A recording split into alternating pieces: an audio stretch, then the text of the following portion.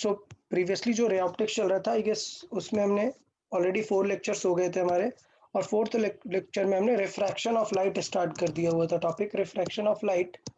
और काफ़ी अच्छा टॉपिक है, लेंथी टॉपिक है, काफ़ी सारी चीज़ें इसमें डिस्कस करेंगे। तो हमने एपरेंट डेप्थ के बारे में यहाँ तक काफ़ी सारी चीज़ें डिस्कस की थी और रिफ्रैक्टिव इंडेक्स को लेके। तो आज जो हमारा क्वेश्चन है वो उन्हीं सब चीज़ों को होगा कि ये जो एपरेंट डेप्थ होती है ये क्यों होती है, क्योंकि ऑब्जेक्ट शिफ्ट हो जाता है, ऑब्जेक्ट को हमें शिफ्टेड फील होता है वहाँ पर, तो इसलिए हमें वहाँ पर एपरेंट डेप्थ की कॉन्सेप्ट वहाँ पर हमें डिस्कस किया, हमने एपरेंट डेप्थ का कॉन्सेप्ट डिस्कस किया। कब किया कि एच एपरेंट जो होता है वो एच अपॉन एन रिलेटिव होता है, और एन हमेशा किसके रिलेटिव में देखते हैं, बताएं। एन जो रहेगा उसे हमेशा ध्यान देना है कि जहां पे ऑब्जर्वर है उसके रिलेटिव में ही लेंगे हम, ठीक है। तो शिफ्टिंग किसकी होती है, हमेशा जहां पर ऑब्जेक्ट है। शिफ्टिंग किस चीज की होती है, जहां पर ऑब्जेक्ट है, ठीक है। तो वहां पर शिफ्टिंग होगी और हमें हमेशा ऑब्जर्वर के रिस्पेक्ट में शिफ्टिंग निकालनी होती है, तो वो एच अपॉन एन हो जाता है। और अगर हमें शिफ्ट पूछ रहा है तो वो h one minus one by n हो जाता है। एन क्या है, रिलेटिव। फिर से मैंने बताया रिलेटिव मतलब ऑब्जेक्ट का, सॉरी सोर्स का विद रिस्पेक्ट टू ऑब्जर्वर, ठीक है। तो चले, तो फिर आज का जो डिस्कशन रहेगा हमारा वो इन्हीं सब चीज़ों पे बेस्ड थोड़ा सा डिटेल डिस्कशन है। चले स्टार्ट कर लेते हैं यार।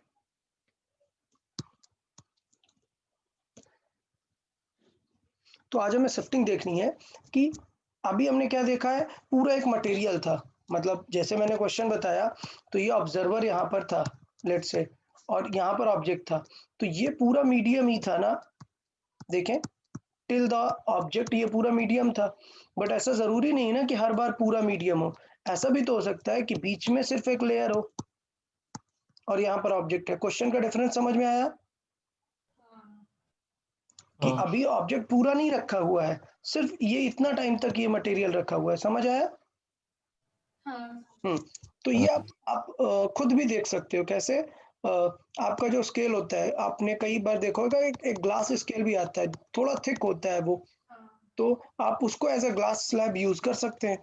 तो आप सपोज कुछ भी ऑब्जेक्ट देखना चाहते हैं, तो सपोज एक पेपर है, आपने यहाँ पे कुछ भी लिख दिया और उसके ऊपर वो ग्लास स्केल रख के देखिए आप, तो आपको ये चीजें देखने को मिलेंगी। क्या देखने को मिलेगा वो अब हम डिस्कस कर लेते हैं। तो इस चीज को बोलते हैं कि अगर ये ऑब्जेक्ट है, ये सोर्स है, इन दोनों के बीच में फुल मटेरियल नहीं फिल है, फुल्ली फिल्ड नहीं है, लेट से बीच में कुछ रखा हुआ है, तो उसको हम एक स्लैब के फॉर्मेट में कंसिडर कर सकते हैं, ठीक है। तो जो हमारा टॉपिक रखेंगे हम उसे रखेंगे shifting through glass slab. So shifting through a slab,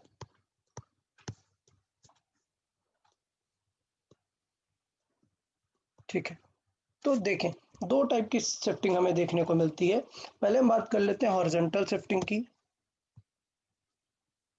horizontal की, हॉरिजॉन्टल का मतलब देख लेते हैं हॉरिजॉन्टल शिफ्टिंग क्या चीज़ है। सपोज पहले सिंपल सा शिफ्टिंग देखते हैं कि क्या हो रहा है। सपोज ये ग्लास स्लैब है, ओके, और अभी हमें देखना है कि लेट से एक लाइट रे इस पे आ रही है, तो सबसे पहले लाइट रे अगर आई है तो हम क्या बनाएंगे, यहाँ पर नॉर्मल बनाएंगे, गुड। और यहाँ पर हमने लिखा कि ये इंसिडेंट एंगल है आई।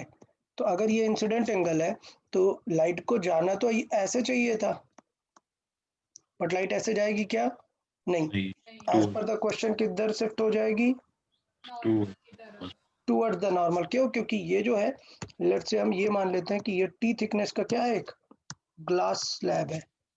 सो लेट से ये एक स्लैब है जिसका रिफ्रैक्टिव इंडेक्स एन है। अच्छा, तो इसका मतलब टूवर्ड्स द नॉर्मल बेंट हो जाने वाली है, तो बेंट कर देते हैं यार, लेट से टूवर्ड्स द नॉर्मल बेंट हो गई। अब बाहर अगर निकलना है तो फिर से क्या ड्रॉ करेंगे, एक नॉर्मल, डन। अच्छा, अभी के अकॉर्डिंग इसे जाना चाहिए था ऐसे ही,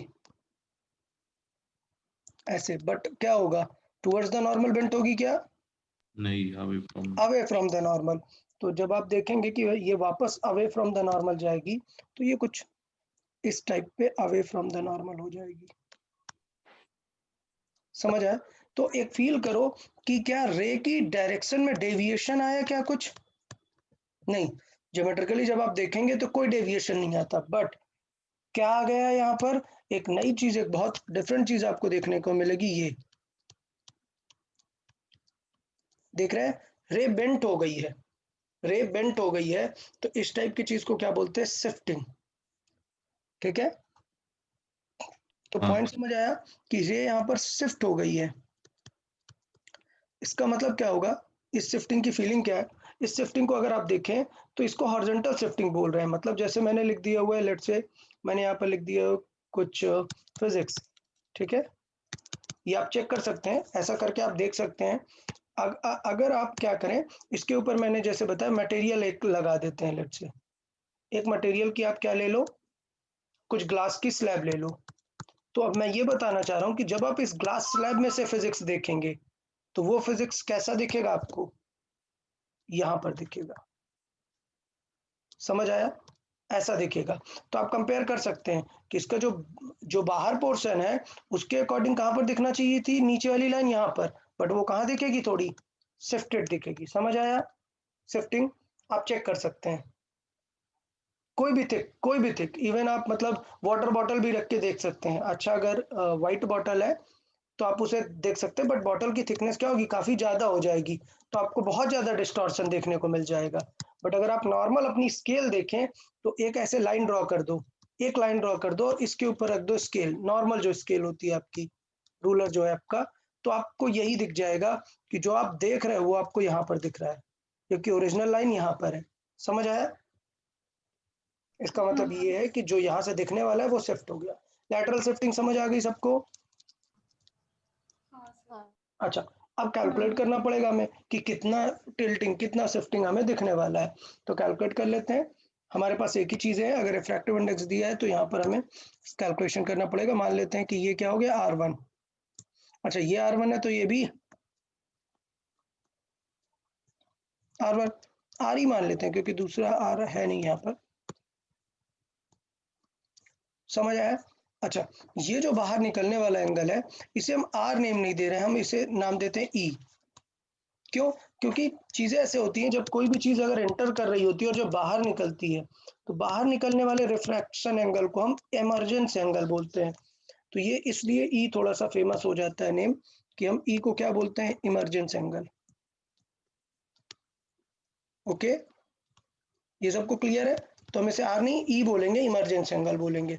ठीक। अच्छा, स्लैब कैसा भी हो, स्लैब कुछ भी हो, ज्योमेट्रिकली हम ये चीज हमेशा बोल सकते हैं कि दोनों लाइन हमेशा पैरेलल जाएंगी। मतलब आई इज इक्वल टू हमेशा क्या होगा? ई। ये ज्योमेट्रिकली हमेशा हम बोल सकते हैं। चले, अब सॉल्व कर देते हैं। हमें ये शिफ्टिंग निकालनी है, मतलब हमें ये वाली डिस्टेंस निकालनी है, तो हमें पक्का कोई ट्रायंगल और प्रॉपर मैथमेटिक्स लगाना पड़ेगा। ठीक है, तो देखिए क्या मैथ लगा देते हैं। हमें ये शिफ्टिंग चाहिए ना, तो आप फील करो, ये शिफ्टिंग मतलब ये वाली शिफ्टिंग है ना, परपेंडिकुलर लाइन। समझ आया सबको? पॉइंट समझ आया? ये जो मैंने ब्लू लाइन यहाँ पर ड्रॉ की है, इनके कुछ नेम दे देते हैं। चले, तो ये नेम दे देते हैं हम ए, ये नेम दे देते हैं बी, और इस पॉइंट को क्या दे देते हैं? C name. तो बेसिकली शिफ्टिंग मतलब हमें क्या फाइंड करना है? B to c. क्लियर सबको? शिफ्टिंग मतलब क्या फाइंड करना है? B to c. भाई किसी को डाउट है यार? ओके। हाँ सर। हाँ, तो पहले सबसे पहले तो हमें क्या लगाना पड़ेगा? देखना पड़ेगा कि अगर मुझे ये ट्रायंगल में बी टू सी चाहिए तो इसका मतलब क्या है कि ये एंगल यूज करना पड़ेगा। और आई गेस आप लोग जानते हैं ये एंगल क्या है? क्या है ये angle? I minus r. I minus r, ये डेविएशन है आई माइनस आर। ठीक है, तो इससे तो बी टू सी पता चल जाएगा, बट ए टू बी पता होना चाहिए, तब तो फिर हम कुछ टेन थीटा साइन थीटा लगा पाएंगे ना। मतलब क्या पता होनी चाहिए हमें? ए टू बी। अच्छा, ए टू बी हमें पता है क्या? नहीं। बट हमें क्या पता है, थिकनेस पता है, तो इसका मतलब हमें और क्या ऐड करना चाहिए, हमें ये एक ट्रायंगल भी तो ऐड कर देना चाहिए, तो काम बन जाएगा। हाँ समझ आया? हाँ तो ये हाँ मैंने पॉइंट डी एडजस्ट कर लिया। तो अभी कर लेते हैं, पहले तो स्नेल्स लॉ लगा देते हैं यूजिंग स्नेल्स लॉ। देखिए क्या पता चलेगा, वही पहला मीडियम हमने ले लिया एयर, तो क्या हो जाएगा, अब n1 वो मैं पूरा नहीं लिख रहा हूँ, 1 हो गया उसका वो sine i is equal to n जो भी वो मटेरियल है इनटू साइन r। तो यहाँ से साइन r कितना आ गया, साइन r, साइन आई साइन r में ये रिलेशन आ गया हमारे पास बेसिकली, कि डिवाइड अगर करें ये साइन आई और साइन आर, मतलब ये एक n का रिलेशन आ गया। अभी इसमें कुछ खास सॉल्व नहीं कर सकते हम, ठीक है। अच्छा, ट्रायंगल सॉल्व कर लेते हैं। इन ट्रायंगल ADB में क्या होगा, ADB में टी का यूज करके AB फाइंड कर सकते हैं। कौन सा थीटा लगाना चाहिए, कॉस आर। बस कॉस आर क्या हो जाएगा, बेस ओवर हाइपोटेन्यूज। तो AB की वैल्यू आ गई, AB की वैल्यू क्या हो जाएगी, T by cos r. Okay, next triangle लगा देते हैं ABC।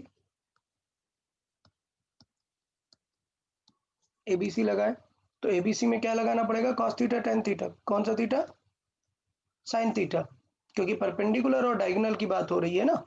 तो क्या हो जाएगा, साइन डो इज इक्वल टू कितना हो जाएगा, परपेंडिकुलर BC है और डायगोनल क्या है, AB है।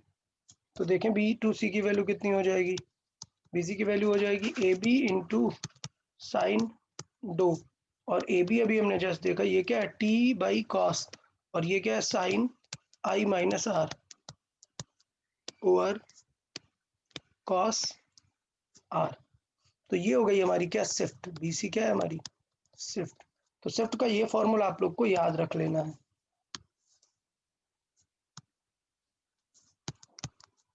पॉइंट समझ आया, शिफ्ट का फॉर्मूला, हॉरिजॉन्टल शिफ्ट कितनी होती है, हाँ सर। ठीक है। तो ये पैटर्न हो गया हमारा हॉरिजॉन्टल शिफ्ट का, कि किस तरीके से हम शिफ्ट निकाल सकते हैं। अच्छा, सोचो हम एकदम वर्टिकली देख रहे हैं, सोचो ये स्लैब है और ऑब्जेक्ट यहाँ पर है और हम एकदम वर्टिकली देख रहे हैं, उस केस में क्या है, आई क्या हो जाएगा, जीरो, कॉस क्या हो जाएगा, जीरो। तो बताएं क्या सिचुएशन हो जाएगी, कॉस जीरो कितना है, आई और आर सारा कुछ जीरो, मतलब उस समय कोई भी हॉरिजॉन्टल शिफ्टिंग नहीं होगी। मतलब जो मैंने आपको बताया कि आप एक ऐसे लाइन ड्रॉ करके ऐसे देखो, तो जब आप थोड़ा सा टिल्ट होके देखोगे तो आपको शिफ्टिंग दिखेगी, बट आप एग्जैक्ट वर्टिकल हो जाओगे तो आपको शिफ्टिंग बहुत ही कम दिखेगी। अब रीजन क्या है, कम क्यों दिख रहा है, आप तो वर्टिकल हो। तो पॉइंट ये है कि ये एक पॉइंट नहीं है, अगर एक पॉइंट होगा तभी तो एक लाइट रे होगी, बट ये तो पूरी एक लाइन है ना। तो कभी आप पूरी लाइन के परपेंडिकुलर हो सकते हो क्या, आप इधर इस पॉइंट के परपेंडिकुलर आइज को करोगे, या इस पॉइंट के परपेंडिकुलर, या इस पॉइंट के। समझ आया आपको, तो एग्जैक्ट आपको बिल्कुल स्ट्रेट कभी नहीं दिखेगा, थोड़ा सा डिस्टॉर्शन दिखेगा ही। ओके, तो मुझे लगता है शिफ्टिंग का फॉर्मूला सबको समझ आ गया। हाँ सर। ये डेरिवेशन याद करने की कोई ज़रूरत नहीं है, स्नेल्स लॉ तो यूज ही नहीं हुआ यहाँ पर, डेरिवेशन की कोई ज़रूरत ही नहीं है यहाँ पर। ओके, फिर बात कर लेते हैं, लेट से बहुत सारे मल्टीपल मीडियम अगर हम रख दें तो क्या सिचुएशन होगी। तो लेट से अगर हम मल्टीपल मीडियम रख देते हैं, मतलब लेट से एक स्लैब ये है, फिर कोई दूसरा स्लैब रख दिया, फिर कोई थर्ड स्लैब रख दिया, समझ आया। तो लेट से ये T1 थिकनेस है, ये T2 थिकनेस है, ये T3 थिकनेस है, और ये N1 रिफ्रैक्टिव इंडेक्स है, N2 रिफ्रैक्टिव इंडेक्स है, N3 रिफ्रैक्टिव इंडेक्स है। तो फिर क्या होगा इनके वजह से, तो शिफ्टिंग तो इसी टाइप पे होगी। बट एक चीज पूछी जाती है कि अगर इंसिडेंट रे यहाँ पर आ रही है तो सब पे अलग अलग टाइप का रिफ्रैक्शन होगा, सारे सरफेस पे अलग अलग रिफ्रैक्शन होगा, तो जो फाइनल इमर्ज होगी वो क्या होगा, वो हमें देखना पड़ेगा। तो तो जब हम सॉल्व करें अगर कि सारे सरफेस पे किस तरीके से इंसिडेंट होगा और फाइनली इमर्जेंस कितना होगा, तो ये डिपेंड करती हैं किस पे, यहाँ पर, कि यार सोर्स किस में रखा हुआ है और ऑब्जर्वर कहाँ पर है। अगर लाइट रे यहाँ से आ रही है तो ये बन गया क्या, सोर्स, और ये बन गया ऑब्जर्वर का मीडियम। तो अगर सिचुएशन देखें कि हमें सीधा स्नेल्स लॉ लगाते हुए चलना है, तो देखिए क्या सिचुएशन होगी। स्नेल्स लॉ लगा सकते हैं, फर्स्ट सरफेस पे लगाएंगे अगर, तो दिखेगा क्या, n s surrounding into sine i is equal to क्या दिखेगा, N1 इंटू साइन R1। समझ आया सबको, स्नेल्स लॉ समझ आया फर्स्ट सरफेस पे। सेकंड पे देखेंगे तो ये जो R1 है यही सेकंड के लिए क्या बन जाता है, इंसिडेंट बन जाता है। तो क्या होगा, N1 sign R1 is equal to, अब देखेंगे कि N2 पे कितना रिफ्लेक्शन हुआ। समझ आया। थर्ड वाले के लिए क्या होगा, इस तरीके से सिचुएशन चलती रहेगी। तो इसका मतलब ये हुआ कि लास्ट वाले पे देखूं, लेट्स से मैंने 3 ही सॉल्व किए हैं, ठीक, मैं थर्ड कर देता हूँ, 3 ही सॉल्व किए, ऐसे n तो हो सकते हैं। तो ये क्या हो जाएगा, N2 साइन R2, ये इंसिडेंट होगा और जाएगा कहाँ, N3 sign R3। Fourth surface पे आएंगे, मतलब जस्ट इमर्ज हो रहा होगा जब, ये सरफेसेस हैं, 3 प्लेट मतलब 4 सरफेस है, तो N3 sign R3 is equal to क्या आएगा, N observer into sine emergence. अगर मैं इन सबको सॉल्व करूं, इन सबको दोनों साइड को ऐड करूं, तो क्या सिचुएशन होगी, ये सब हर बार कैंसिल आउट हो जाएंगे। क्या बचेगा, रिलेशन कि कितने भी स्लैब हो, इंसिडेंट और इमरजेंस सिर्फ किस पे डिपेंड करता है, ऑब्जेक्ट और ऑब्जर्वर पे।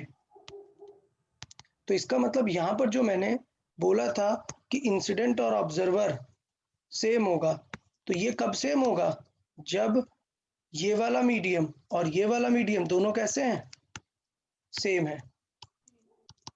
समझ आया सबको। तो इसका मतलब इंसिडेंट और इमरजेंस कब काम आएगा, जब NS और ये दोनों क्या होंगे, सेम होंगे, तभी हम कंसिडर कर सकते हैं। ओके, हाँ सो यहाँ पे मैं ये पॉइंट लिख देता हूँ, व्हेन NS सोर्स और ऑब्जर्वर सेम मीडियम में रखे हुए हैं, तो angle of incidence is equal to angle of emergence होता है। और यूजुअली ऐसा ही होता है, ऐसा बहुत रेयर देखने को मिलेगा कि ऑब्जर्वर किसी दूसरे मीडियम में, ऑब्जेक्ट कहीं अलग है और बहुत सारे मैंने मटेरियल रख दिए हैं, उससे उतना कुछ खास फर्क नहीं पड़ता है। अच्छा, ये तो था कि शिफ्टिंग कितनी हुई है लेटरल। अच्छा, अब बात करते हैं कि डेप्थ का भी तो फर्क पड़ेगा ना। एक तो ये हुआ कि डिस्टॉर्ट कितना होगा, लैटरल शिफ्टिंग कितनी होगी। इस चीज को हॉरिजॉन्टल की जगह एक्चुअल वर्ड लैटरल शिफ्टिंग बोलते हैं।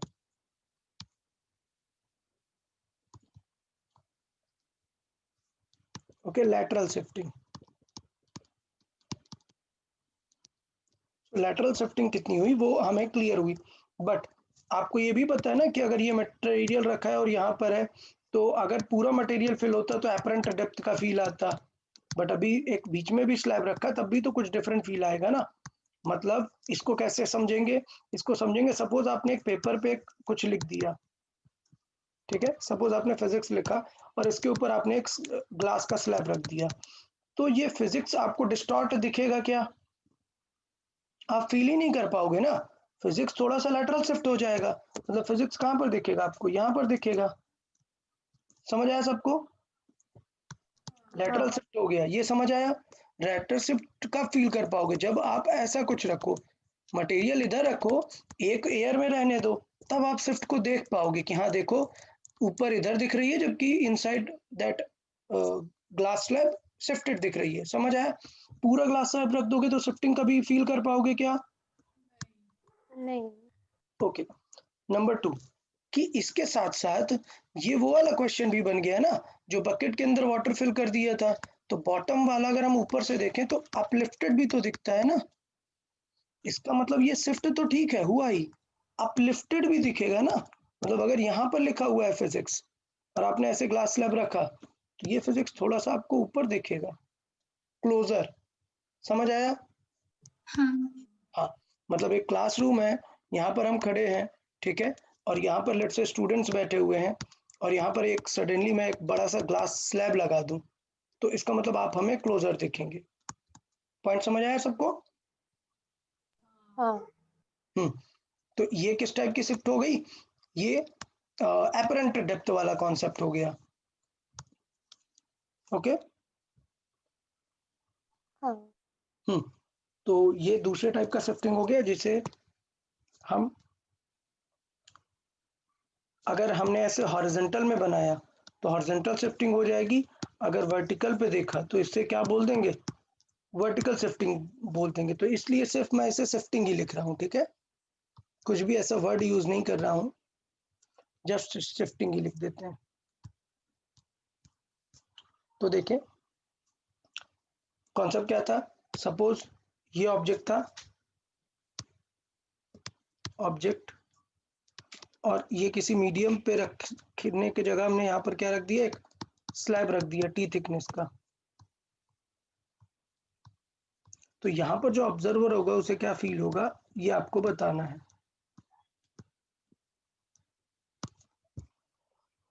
ठीक। तो यार इसका मतलब सोचो, जब ये जो एन रिफ्रैक्टिव इंडेक्स का स्लैब था, जब ये पूरा फुल था, तो ये डेप्थ डी थी, तो क्या फील होती थी डी के जगह पर? D by n closer feel होगा ना? क्या फील होती है? D by n. तो इसका मतलब अगर ये मटेरियल डी तक नहीं है, सिर्फ टी तक है, तो इसका मतलब कितना शिफ्ट आना चाहिए? टी बाई एन का। समझ आया सबको? अच्छा, तो पहले थोड़ा सा एक पूरा एकदम फुल फॉर्म पे कर लेते हैं। लेट से ऑब्जेक्ट किसी डिफरेंट मटेरियल पे रखा हुआ है, प्रॉपर शिफ्टिंग का कर लेते हैं। लेट से ऑब्जेक्ट रखा हुआ है डी डिस्टेंस पे, और किस मटेरियल पे रखा हुआ है? लेट से N1 मटेरियल पे रखा हुआ है। ओके। प्लस ऑब्जर्वर रखा हुआ है किसी दूसरे मीडियम पे, और लेट से ये डिस्टेंस है कैपिटल डी, या लेट से इसे हमने डी कंसिडर किया है, इसे कंसिडर कर लेते हैं कुछ h। ओके। और ये मान लेते हैं मीडियम कुछ है N3। अच्छा, अब हमें देखना है कि ऑब्जर्वर को क्या फील आएगी डिस्टेंस। ठीक है, सो ट्रू डिस्टेंस कितनी है? ट्रू डिस्टेंस वो है h plus T plus D. कोई डाउट? ठीक है। नहीं। अच्छा, नहीं ये तो अभी ट्रू डिस्टेंस है ना, h plus T plus D, ये फील वाली नहीं है, ये रियल डिस्टेंस है कि इतनी तो है। अभी ऑब्जर्वर फील क्या करेगा वो अब हम देखेंगे। समझ आया? तो अब हमें क्या हाँ। लिखना पड़ेगा? As seen by the observer, so distance seen by observer.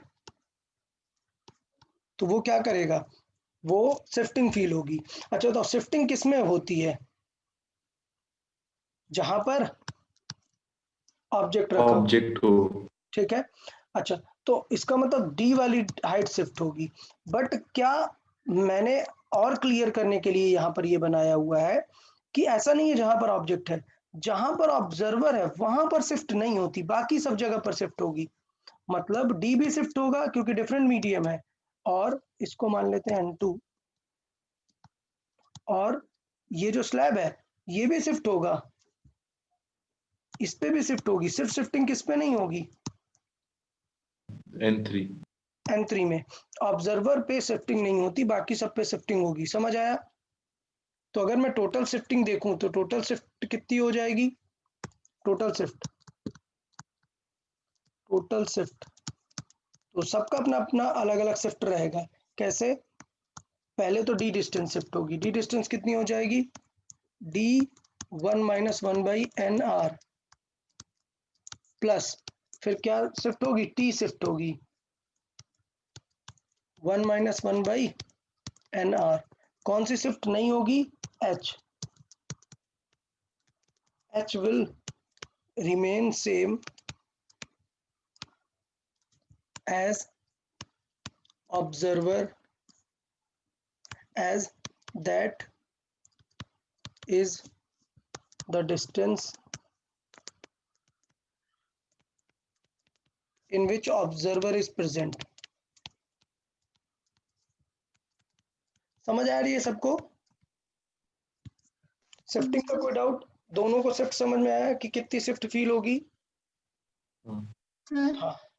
अब देखते हैं ये रिलेटिव है क्या, मतलब दोनों के लिए ये रिलेटिव की डेफिनेशन बदल जाएगी ना। तो रिलेटिव जो लिखते हैं वो हम हमेशा किससे लिखते हैं, किसके रेस्पेक्ट में लिखते हैं? रिलेटिव हमेशा हम किसके रेस्पेक्ट में लिखते हैं? ऑब्जर्वर के रिस्पेक्ट में। ऑब्जर्वर के रेस्पेक्ट में लिखते हैं। तो अगर फिर से पूछेगा कि टोटल अपवर्ड शिफ्ट कितनी फील होगी, टोटल शिफ्ट कितनी फील होगी, तो वो फील होगी डी 1 माइनस 1 बाई, अगर पहले मैं डी वाले का लिख रहा हूं तो n1 ओवर n3 हमेशा ऑब्जर्वर के रेस्पेक्ट में देखेंगे, प्लस टी को भी मुझे शिफ्ट कराना है तो क्या लिखेंगे?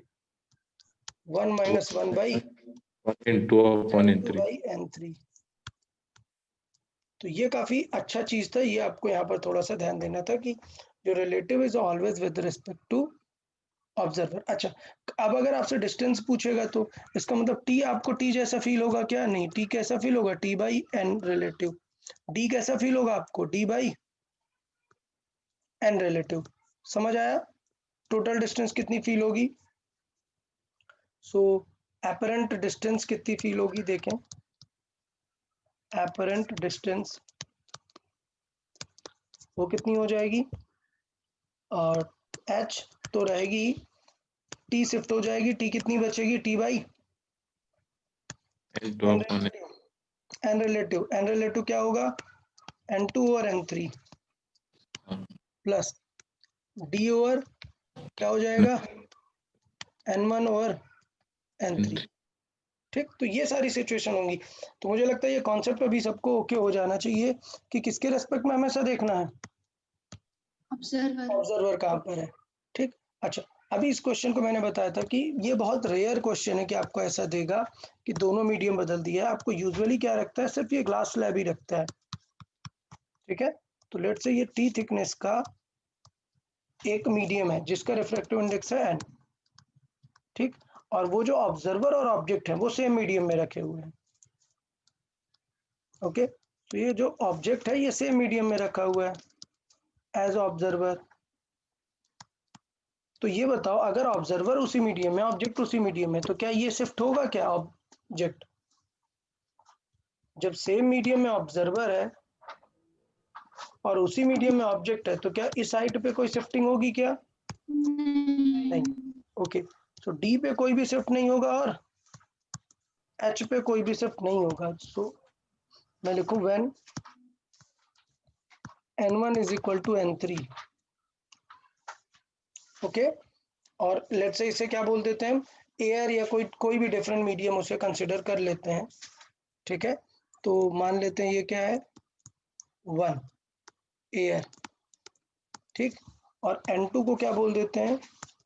Simple n। n2 को सिंपल n बोल देते हैं, कोई भी मटेरियल होगा। तो इसका मतलब ये होगा कि इस केस में जो टोटल डिस्टेंस है वो कितनी फील होगी? Apparent distance. किस पे शिफ्टिंग नहीं होगी?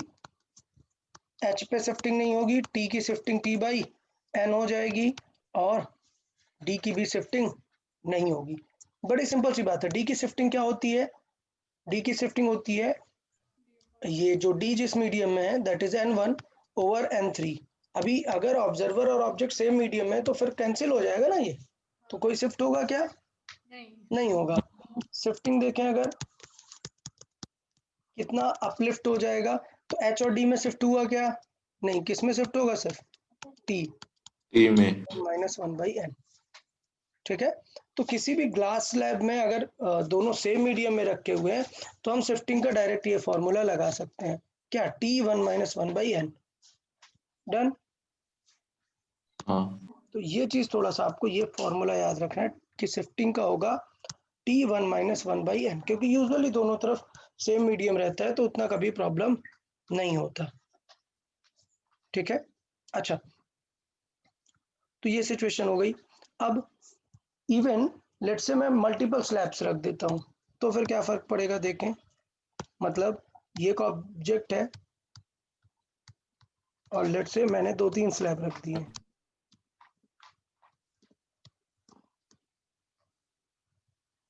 दो काफी है, ठीक है, दो काफी है, आपको फील आ जाएगा कि क्या करना है। स्क्रीन नहीं दिख रही। ओके वेट यार, बाकी लोग स्क्रीन, ये मैं टिक कर रहा हूँ, दिख रहा दिख है? रही है। हाँ ओके सर। Okay okay. तो अभी क्या हुआ, ये ऑब्जर्वर है। हाँ, अभी मान लेते हैं कि ये कुछ सिचुएशन दी है कि ये T1 थिकनेस का और इसका रिफ्रैक्टिव इंडेक्स N1 है, ये T2 थिकनेस का और इसका रिफ्रैक्टिव इंडेक्स N2 है। ये दोनों सेम मीडियम में है, बट ये डिस्टेंस है D1, ये डिस्टेंस है D2 और ये डिस्टेंस है D3। ठीक, तो अभी बताओ टोटल डिस्टेंस क्या फील होगी, बताओ। चलो देखें आप लोग सही से कर रहे हो कि नहीं। टोटल डिस्टेंस कितनी फील होगी, एपरेंट डिस्टेंस आई मीन, बताएं भाई। D1 दिखेगी, D1 में कोई चेंज होगा क्या? D1 शिफ्ट नहीं होगा। T1 शिफ्ट होगा, बिल्कुल होगा, T1 बाई N1। ये N किसके रेस्पेक्ट में होता है, रिलेटिव टू ऑब्जर्वर। बट मैंने कंसिडर किया हुआ है कि दोनों लोग एयर में हैं, तो मतलब ऑब्जर्वर की जरूरत नहीं है। समझ आया कॉन्सेप्ट? ओके, D2 में कोई शिफ्ट होगा क्या? नहीं। T2 में होगा, बिल्कुल होगा, T2 बाई N2। D3 में कोई शिफ्ट होगा क्या? नहीं। नहीं। ओके, तो टोटल शिफ्ट अगर हम देखें तो टोटल शिफ्ट कितनी हो जाएगी, इसका मतलब total shift T1 upon T1 into 1 minus 1 upon N1 हाँ, वेरी गुड।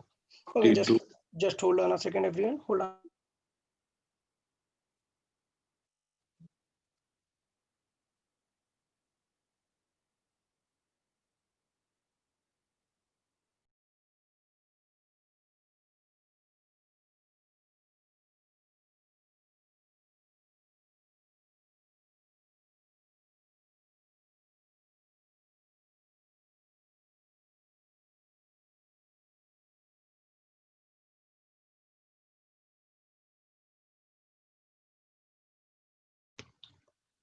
ओके हाँ, क्या डिस्कस कर रहे थे, शिफ्ट। सो कितना शिफ्ट हो जाएगा, T1 शिफ्ट होगा, T1 1 माइनस 1 बाई N1, और T2 शिफ्ट हो जाएगा कितना, 1 माइनस 1 बाई N2। समझ आया शिफ्टिंग क्या होगा? अच्छा, ये बताओ कि ऑब्जेक्ट क्लोजर फील होगा या दूर फील होगा? क्लोजर। हाँ, ऑलवेज क्लोजर, ठीक है, क्योंकि हमेशा शिफ्ट क्या होगी, कम फील होगी ना। ये हमेशा रेयर मीडियम में एयर कंसीडर कर रहे हैं और ये ग्लास कंसीडर कर रहे हैं, तो कभी भी अगर ग्लास स्लैब से आप एयर पे ऑब्जर्व करोगे तो हमेशा ऑब्जेक्ट क्या होगा, क्लोजर फील होगा। ठीक है, सो ऑब्जर्विंग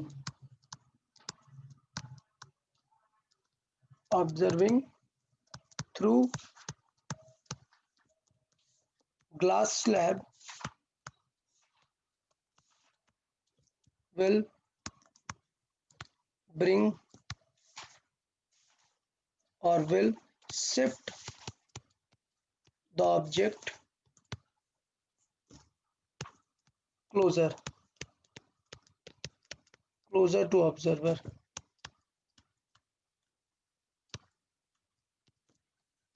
बताएं, इसमें कोई डाउट? नहीं। Okay good. तो क्वेश्चन देख लेते हैं। रिफ्लेक्शन के क्वेश्चन में भी बीच में अभी रिफ्रैक्शन हम ऐड कर सकते हैं, एग्जांपल वाइज फील कर लेते हैं कि क्या फर्क आएगा। अभी बहुत सारे ऐसे एग्जांपल आपको दिख जाएंगे कि एक टेबल पे एक डॉट है, ऊपर इतने थिकनेस का हमने स्लैब लगा दिया, बताओ डॉट कितनी हाइट पे फील होगा। समझ गए क्या करना पड़ेगा, इस स्लैब की थिकनेस का शिफ्टिंग लगाना पड़ेगा। समझ आया? तो वो एग्जांपल्स मैं नहीं करवा रहा हूँ क्योंकि मैंने सिमिलर बातें आपको बता दी हैं। समझ आया? हाँ। यहाँ पर तो उस पे बेस्ड हम एग्जांपल नहीं डिस्कस करते, हम थोड़ा सा टेक्निकल एग्जांपल डिस्कस कर लेते हैं जिसमें हमने दोनों चीज़ों को रिलेट कर सकते हैं।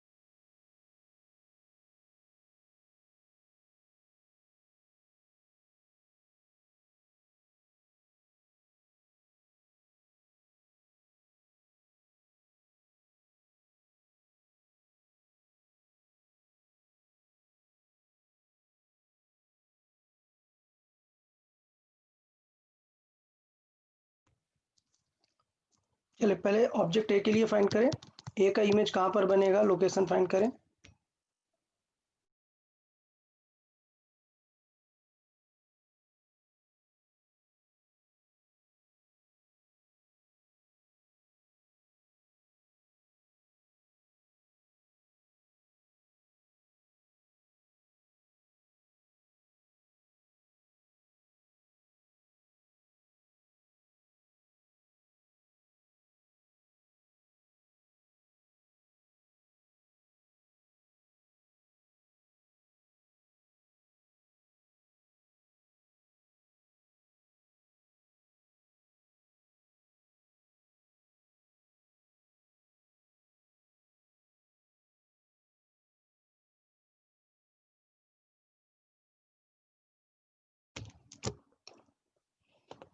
देखें ऑब्जेक्ट ए के लिए किसी ने सोचा, पहले देख लेते हैं कि कैसे अप्रोच करना है फॉर ऑब्जेक्ट ए। बताओ होगा क्या। अभी क्या है, ऑब्जर्वर कौन है, क्या लगता है ऑब्जर्वर कौन है? मिरर। मिरर है। तो इसका मतलब अब बीच में अगर मैंने ग्लास रख दिया तो मिरर को क्या लगेगा कि A21 पर रखा है क्या? नहीं। नहीं। तो इसका मतलब ये है कि अगर मैं ऑब्जेक्ट ए के लिए बात करूं, ऑब्जेक्ट ए के लिए बात करें तो mirror will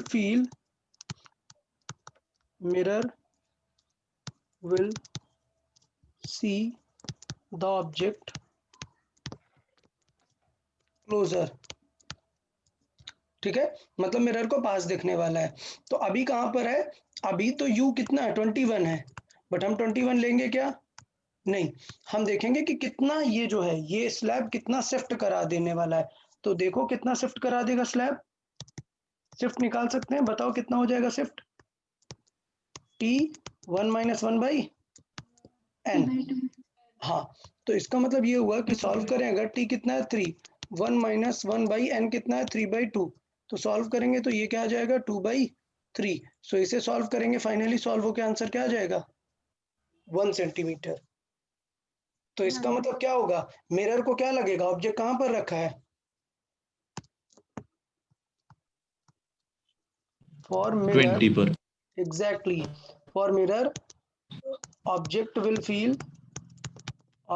will be seen at कहां पर u is equal to 20 centimetre. कोई डाउट, या ऐसे लिख देते हैं u is equal to 21 - 1 centimetre की शिफ्ट, तो कितना फील आ जाएगा 20 सेंटीमीटर। कोई डाउट? अच्छा, अब हम 1/v - 1/u ये सब लगाएंगे। क्लियर? हाँ। ठीक है, अभी सिचुएशन देखो कि अगर ये U20 आ गया है तो क्वेश्चन इस तरीके से मैंने सेट किया है कि F क्या है 10 है, तो मतलब ये कहां पर रखा है यहीं पर, because U is at 2R, so V भी कहां पर होगा 2R पर। 2R पर होगा, मतलब कहां पर इमेज बनेगा 20 सेंटीमीटर पर, sorry R 2F I mean. ठीक है, सो इसका मतलब V भी कहां पर बनेगा 2F पर ही बनेगा। समझ आया सबको? तो पहले ऑब्जेक्ट का इमेज कहां पर बनेगा, ए का इमेज, ए का इमेज कहां पर बनेगा 20 सेंटीमीटर पर।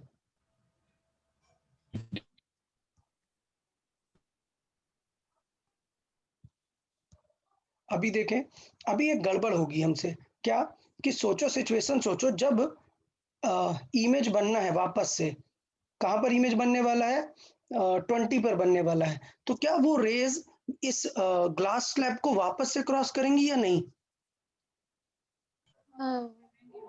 करेंगे। हाँ, तो अगर करेंगी तो इसका मतलब क्या उन्हें वापस 20 सेंटीमीटर पर कोइंसाइड होना चाहिए या वापस से शिफ्टिंग आ जाएगी ना।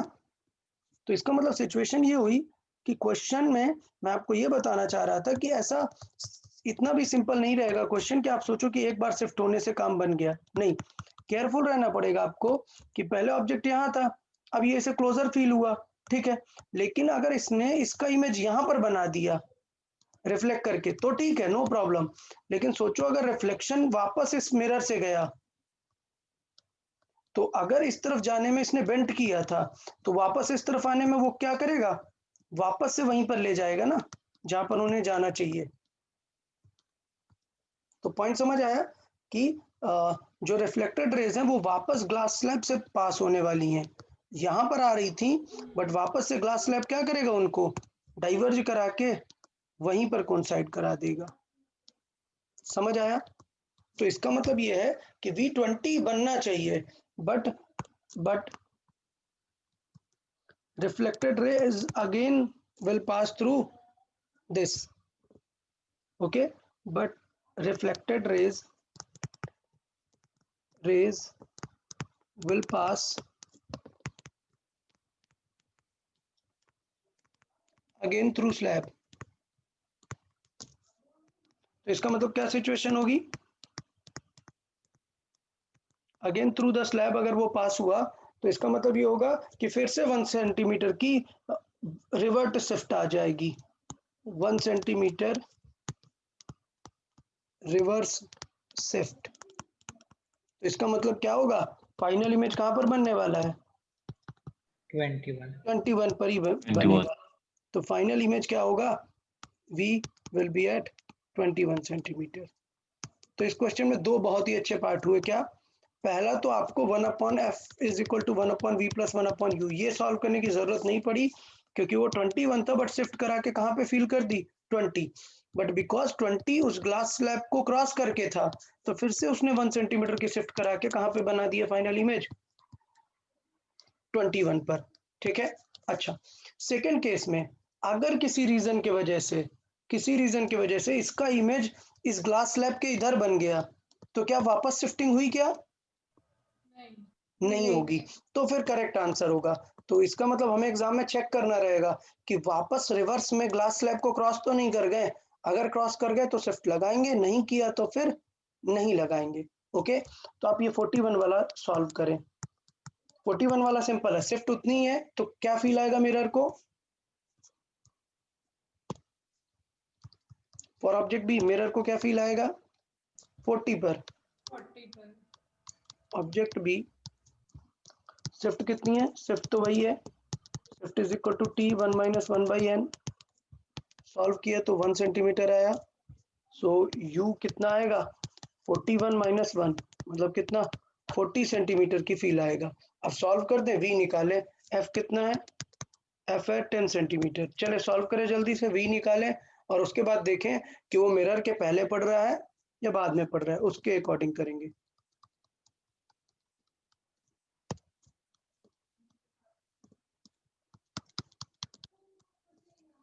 चले,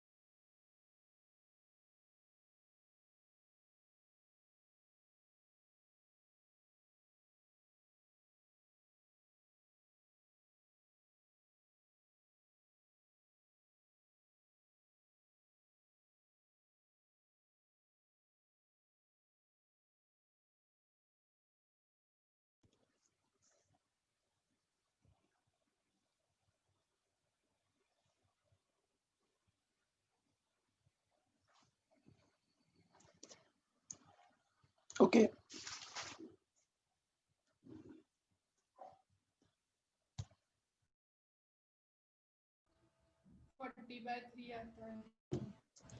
हाँ करेक्ट है।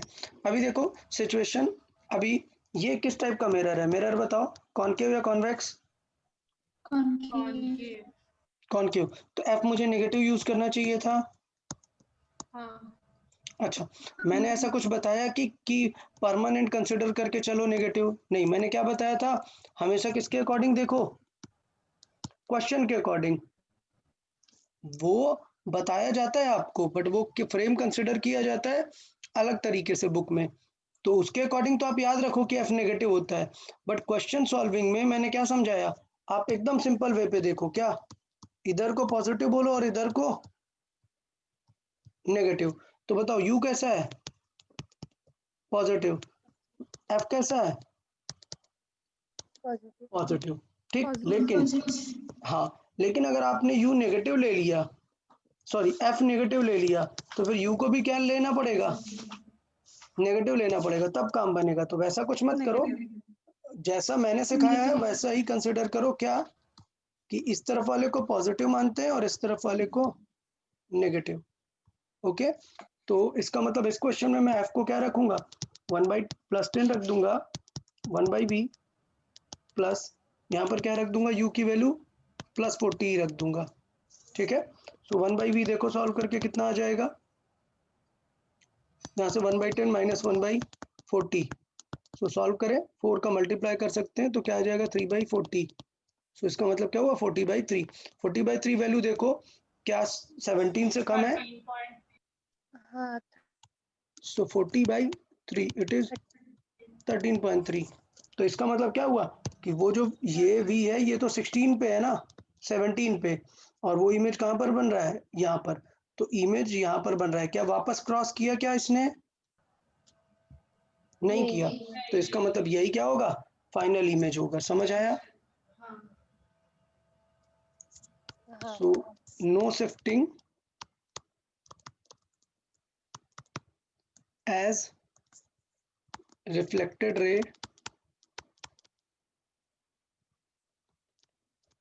rays will converge before the slab. Okay, तो कॉन्सेप्ट समझ में आया क्या, शिफ्टिंग का कॉन्सेप्ट सबको समझ आ गया? हाँ सर। तो मुझे लगता है ये ग्लास रिलेटेड, शिफ्टिंग रिलेटेड ये आप लोग अप्रोच कर लोगे। अच्छा क्वेश्चन है, अच्छे से कर सकते हैं। चले नेक्स्ट पॉइंट पढ़ते हैं। तो हमारा आज हमने शिफ्टिंग रिलेटेड दोनों बातें क्लियर कर ली हैं। मैं फिर से बस समझा देता हूँ इन शॉर्ट, मतलब सारा कुछ भूल जाओ, इन शॉर्ट आपको समझा दूं। अगर तो ये अगर ये टी थिकनेस का ग्लास स्लैब है और यहाँ पर ऑब्जर्वर रखा हुआ है, ऑब्जेक्ट रखा हुआ है, और मान लेते हैं ये मीडियम n1 है, ये मीडियम n2 है, ये n3 है। तो कोई भी चीज जो ऑब्जर्वर से अलग है, मतलब ऑब्जर्वर क्या है, ऑब्जर्वर n3 है, तो n1 भी शिफ्ट होगा और n2 भी शिफ्ट होगा।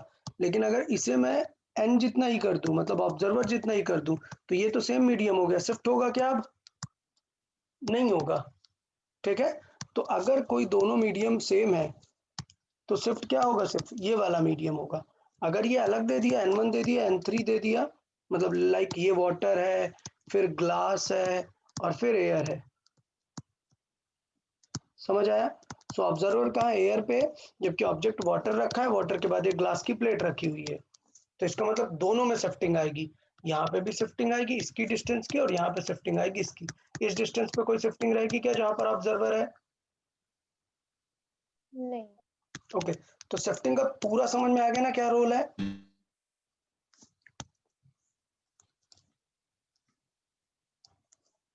चले, तो आई गेस शिफ्टिंग वाला कॉन्सेप्ट हमारा कंप्लीट होता है यहाँ से। अब हम सर नेक्स्ट, हाँ सर वो हमने वो रिफ्रैक्शन में ग्लास वाला वो क्वेश्चन थोड़ा फिर से समझाइए। कौन सा ग्लास वाला? सर वो मतलब 2 बार रिफ्रैक्शन होता है उसमें। अच्छा देखिए भाई, ये ग्लास स्लैब था, यहाँ पर ऑब्जेक्ट था, तो हमने क्या बताया कि ये ग्लास स्लैब बेंड करा देता है रेस को, और बेंड कराएगा तो ऐसा फील दिलाएगा कि ऑब्जेक्ट कहाँ रखा हुआ है, पास रखा हुआ है, यहाँ पर। तो फिर से थोड़ा सा देख लेते हैं। सपोज ये ग्लास स्लैब है, ये हमने ऑब्जर्वर यहाँ रखा है, रेस जानी थी इसके पास ऐसे, बट इमरजेंस के वजह से रेस थोड़ी सी डिफरेंट फील आएगी इसको, और रेस फील आ रही है कि इधर से कहीं से आ रही है, मतलब ये क्या हो गई, शिफ्टिंग हो गई, ठीक है। अच्छा, अभी सिचुएशन ये होगा कि जब रेज रिफ्लेक्ट होके वापस आएंगी, मतलब रिफ्लेक्ट होके वापस इस स्लैब से अगर पास हो गई, किसी रीजन की वजह से रेज रिफ्लेक्ट होके इस स्लैब से पास हो गई, तो जब रिटर्न में जाएगा तो वापस से ही एक्सपेंड करा देगा ना। तो जब ये इस तरफ जाने में पास दे रहा था, तो इस तरफ जाने में वापस से उसको इस चीज को क्लोजर लाएगा ना, मतलब इसको दूर लेके जाएगा। तो इसका मतलब ये है कि जब ये फॉरवर्ड डायरेक्शन में जाने में पास आ गया, तो रिवर्स डायरेक्शन में वापस वहीं पर उतने की शिफ्टिंग करा देगा। लेकिन अगर इमेज यहीं पर बन गया, तो जब वापस रेज इससे पास ही नहीं हुई, तो कोई शिफ्टिंग होगी क्या? फिर से नहीं होगी। ये कॉन्सेप्ट था हमारा कि अगर ग्लास से फिर से गया तो उतनी ही रिवर्स शिफ्टिंग करानी पड़ेगी हमें। सर हाँ, मतलब इस केस में हम ऑब्जर्व कर रहे हैं, ऐसा देखना है क्या सेकेंड वाले में? सेकंड केस में मिरर से रिटर्न हुई है, तो हमें ये समझना है कि हम ऑब्जर्व कर रहे हैं इस तरफ बैठ के, तो मिरर हमें क्लोजर फील होगा ना, पर मिरर तो क्लोज आ नहीं रहा है, तो इसका मतलब जो मिरर की रेज है वो हमारे पास और क्लोज हो जाएंगी, तो 1 सेंटीमीटर आगे आ जाएंगी रेज। समझ आया? हाँ सर। ठीक है, चलिए देखते हैं नेक्स्ट टॉपिक है, और ये बहुत ही अच्छा टॉपिक है, बहुत ही फेमस टॉपिक है जो नेक्स्ट है। The topic is total internal reflection. Total internal reflection. अच्छा, अब ये टर्म इसको TIR बोल सकते हैं। अब आप देखें कि टोटल वर्ड क्यों यूज किया है। इंटरनल रिफ्लेक्शन तो समझ में आ रहा है, तो टोटल वर्ड क्यों यूज किया आपको समझ में आ जाएगा। Usually at are all surface, usually at all surfaces there is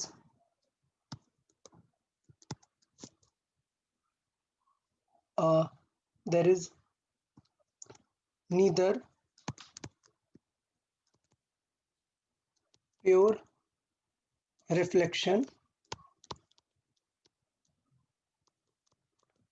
nor refraction। Meaning क्या है? मीनिंग देखें, सपोज एक ग्लास स्लैब था और ये मिरर है, तो क्वेश्चन ये बताया कि अगर एक लाइट रे आई, तो मैंने बताया कि भाई रिफ्लेक्ट हो गई है, ठीक।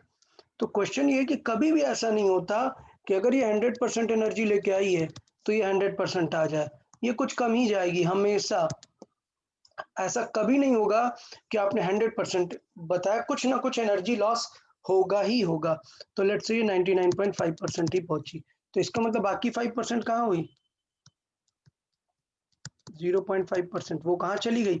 मटेरियल के अंदर रिफ्रैक्ट कर गई, एब्जॉर्ब हो गई। समझ आया? क्लियर है ये चीज सबको? सेम चीज यहाँ पर होगी, यहाँ पर भी सेम चीज होगी। मान लेते हैं ग्लास है, तो ऑफ कोर्स आप यहाँ से लाइट डालोगे तो आपको पता है कि जो भी लॉ ऑफ रिफ्लेक्शन लगा देंगे हम, ये तो आपको लग रहा है कि आपने यहाँ पर 100% लाइट दी और रिफ्रैक्ट कितनी हो गई? 100%। बट ऐसा बिल्कुल नहीं होगा, 100% कभी नहीं होगी। लेट्स से 96% ही हुई है, तो इसका मतलब बाकी 4% कहाँ चली गई? इस सरफेस से रिफ्लेक्ट हो गई है। समझ आया? तो ये पॉइंट समझ आया सबको?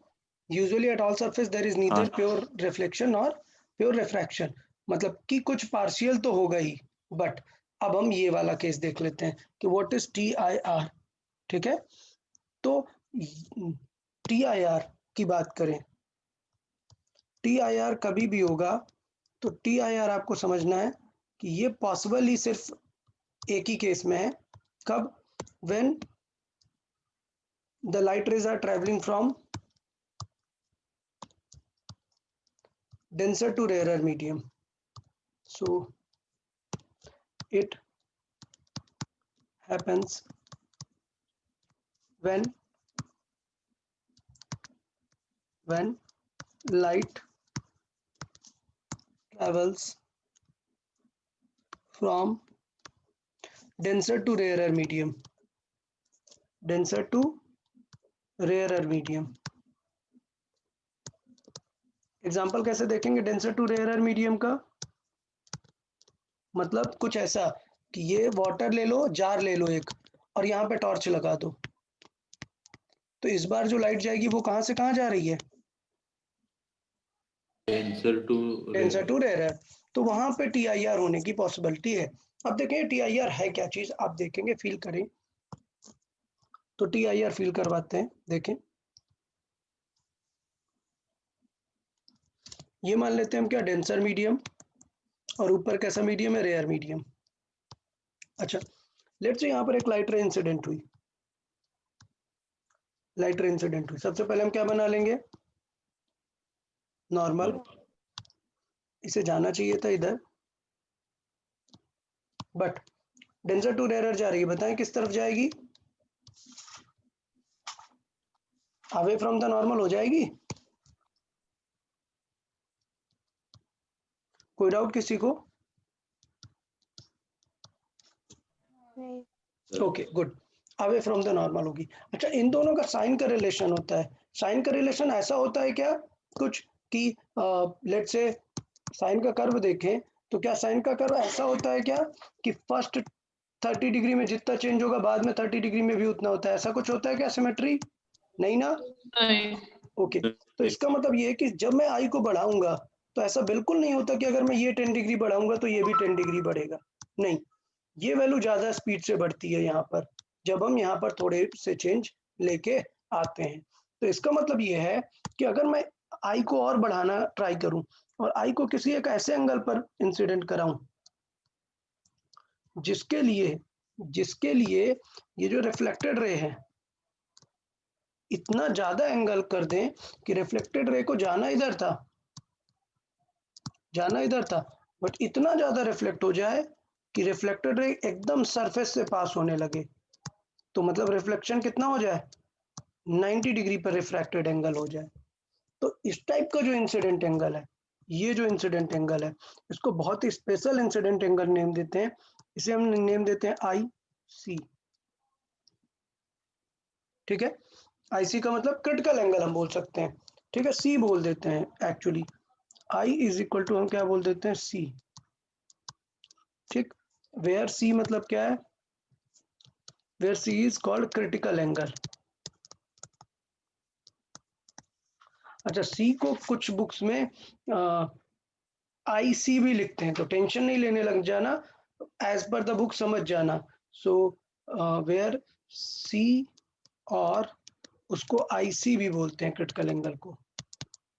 ठीक है, अच्छा, तो इसका मतलब ये हुआ कि इस सिचुएशन पे ये पॉइंट होगा हमारे पास। अब सोचो अगर आप I को C से भी ज्यादा कर दो तब क्या होगा? अब मैंने I को C से भी ज्यादा कर दिया, तो इसका मतलब क्या होगा, थीटा 90 से ज्यादा होने का ट्राई करेगा, लेकिन यार 90 से ज्यादा होगा तो प्रॉब्लम ही गड़बड़ हो जाएगी, फिर वो रिफ्रैक्शन हुआ ही नहीं, वो तो क्या हुआ, रिफ्लेक्शन हो गया। तो जैसे ही रिफ्लेक्शन आएगा तो क्या हम रिफ्रैक्शन वाला लॉ लगाएंगे क्या? नहीं, हमें वो लॉ लगाना ही बंद कर देना पड़ेगा। और जैसे ही आई अगर ज्यादा हुआ C से, यहाँ पर क्या है, I is greater than C। ठीक, यहाँ पर I क्या है, I is less than C। तो अगर ग्रेटर हुआ तो रिफ्रैक्शन की बात ही नहीं होगी, क्वेश्चन क्या बन जाएगा, रिफ्लेक्शन।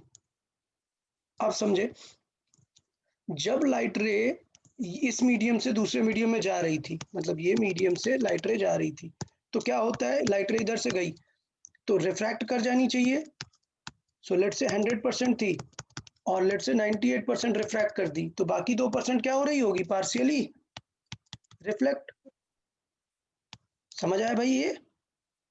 हाँ। अच्छा, अब सोचो कुछ करके, मैंने कुछ ऐसा जुगाड़ करके इसको मैंने ऐसा सुटेबल एंगल ढूंढ लिया जिससे ये 98 वाली भी क्या करने लग गई, रिफ्लेक्शन करने लग गई।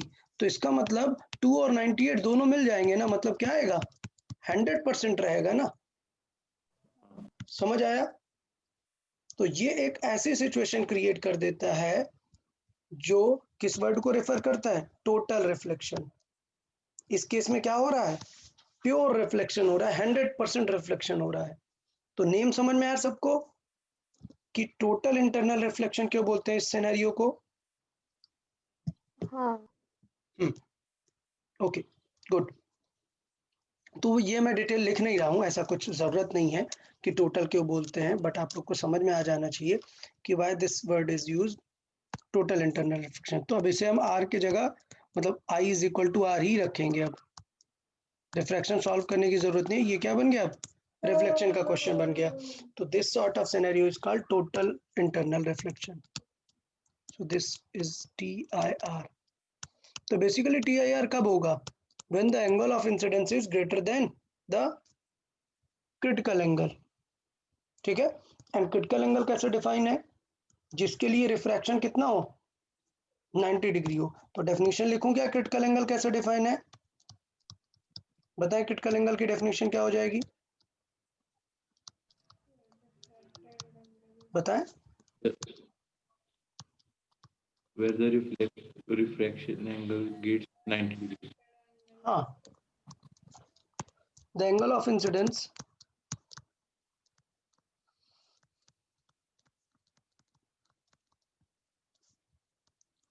for which angle of refraction is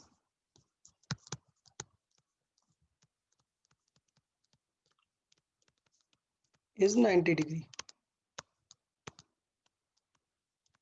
समझ आया सबको? तो इसका मतलब स्नेल्स लॉ लगा सकते हैं ना यहाँ पर। ठीक है, तो इसका मतलब क्या हो जाएगा? इसका मतलब सिनेरियो होगा n1 sin I, IC लिखूं या C लिख देता हूँ, sin C is equal to n2 sin how much? 90 degree. तो बेसिकली अगर मैं बात करूं तो sin C का फॉर्मूला क्या बन जाएगा? sin C का फॉर्मूला बन जाएगा 1 अपॉन मतलब n2 बाई n1। क्या बन जाएगा? n2 by n1। अच्छा, n2 तो बाहर वाला मीडियम है ना, बाहर वाले मीडियम तो रेयर है, हमें उससे मतलब ही नहीं है। मेन हमारा काम क्या है? n1। तो याद है मैंने आपको बताया था कि इस चैप्टर में जब भी मैं सिर्फ n लिखूंगा तो वो हमेशा n होगा किसके रेस्पेक्ट में? रिलेटिव होगा ऑब्जर्वर के रेस्पेक्ट में। तो इसका मतलब साइन सी का इवन मैं फॉर्मूला ये जो लिख रहा हूँ इसे मैं एक्चुअल फॉर्मूला अगर बोलूंगा तो साइन सी बनेगा 1 अपॉन n रिलेटिव। और n रिलेटिव किसके रेस्पेक्ट में है हमेशा? ऑब्जर्व। ऑब्जर्वर मतलब बाहर एग्जिट वाला मीडियम। तो n रिलेटिव क्या है? Relative refractive index of incident medium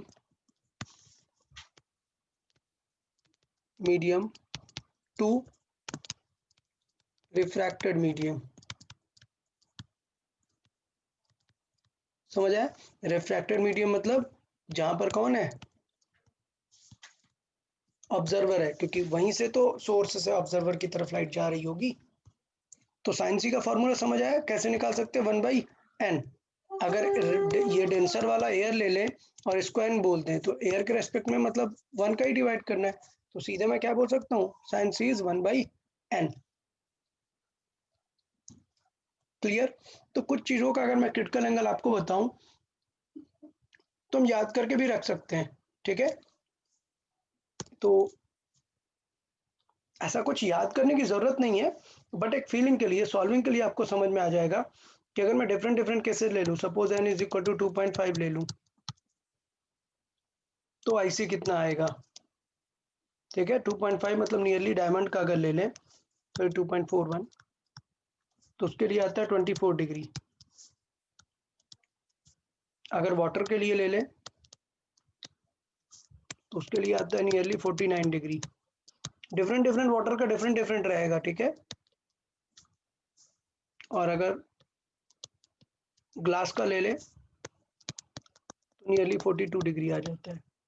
अच्छा, IC जितना कम होगा उतना ज्यादा amount of total internal reflection होगा ना। मतलब समझे, सपोज एक सरफेस है, आप यहाँ से ऑब्जर्व करने वाले हैं, लाइट उस सरफेस के अंदर गई। सपोज मैं एक डायमंड का ले लेता हूँ और लाइट इसके अंदर गई, 100% लाइट गई। अब आपको ये इतना शाइनी क्यों दिखता है? जब भी हम डायमंड वगैरह देखते हैं, बहुत सारे मल्टीपल इंटरनल रिफ्लेक्शन हो जाते हैं वहां पर। क्या पेंट किया हुआ है क्या कुछ उस पे की लाइट निकल नहीं पा रही है? नहीं। क्या होता है कि डायमंड के लिए इंसिडेंट ये क्रिटिकल एंगल इतना कम है, मतलब जब आप डायमंड पे लाइट रे डाल रहे हैं, तो डायमंड पे लेट्स से मैंने इस सरफेस का नॉर्मल बनाया और आप लाइट रे डाल रहे हैं, तो टिल 24 डिग्री लाइट रे बाहर आएगी आपके पास, लेकिन 24 के बाद वाली पूरी रे, 24 के बाद वाली पूरी रे का क्या हो?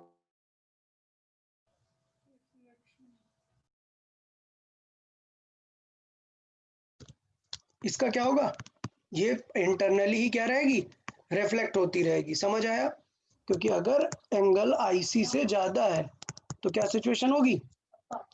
टोटल इंटरनल रिफ्लेक्शन हो जाएगा। समझ आया सबको? तो डायमंड वगैरह सरफेस इतना शाइनी क्यों दिखेगा? क्योंकि उस पे बहुत ज्यादा TIR होता है, उसका क्रिटिकल एंगल इतना कम होता है कि बहुत कम लाइट बाहर आती है और most of the light internally he reflect होती रहती है, इसलिए अंदर उसमें बहुत ज्यादा शाइनिंग दिखता है। समझ आया? ओके। तो TIR अगर हम बोले तो क्रिटिकल एंगल से अगर ज्यादा एंगल पर इंसिडेंट होगा तो वहां पर टोटल इंटरनल रिफ्लेक्शन होगा। डन? तो यहां पर मैं लिख देता हूं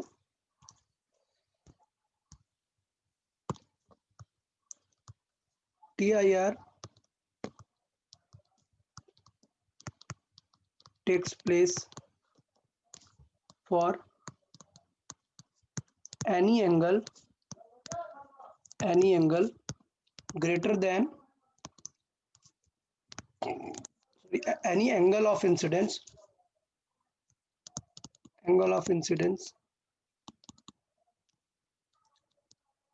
greater than the critical angle. Okay,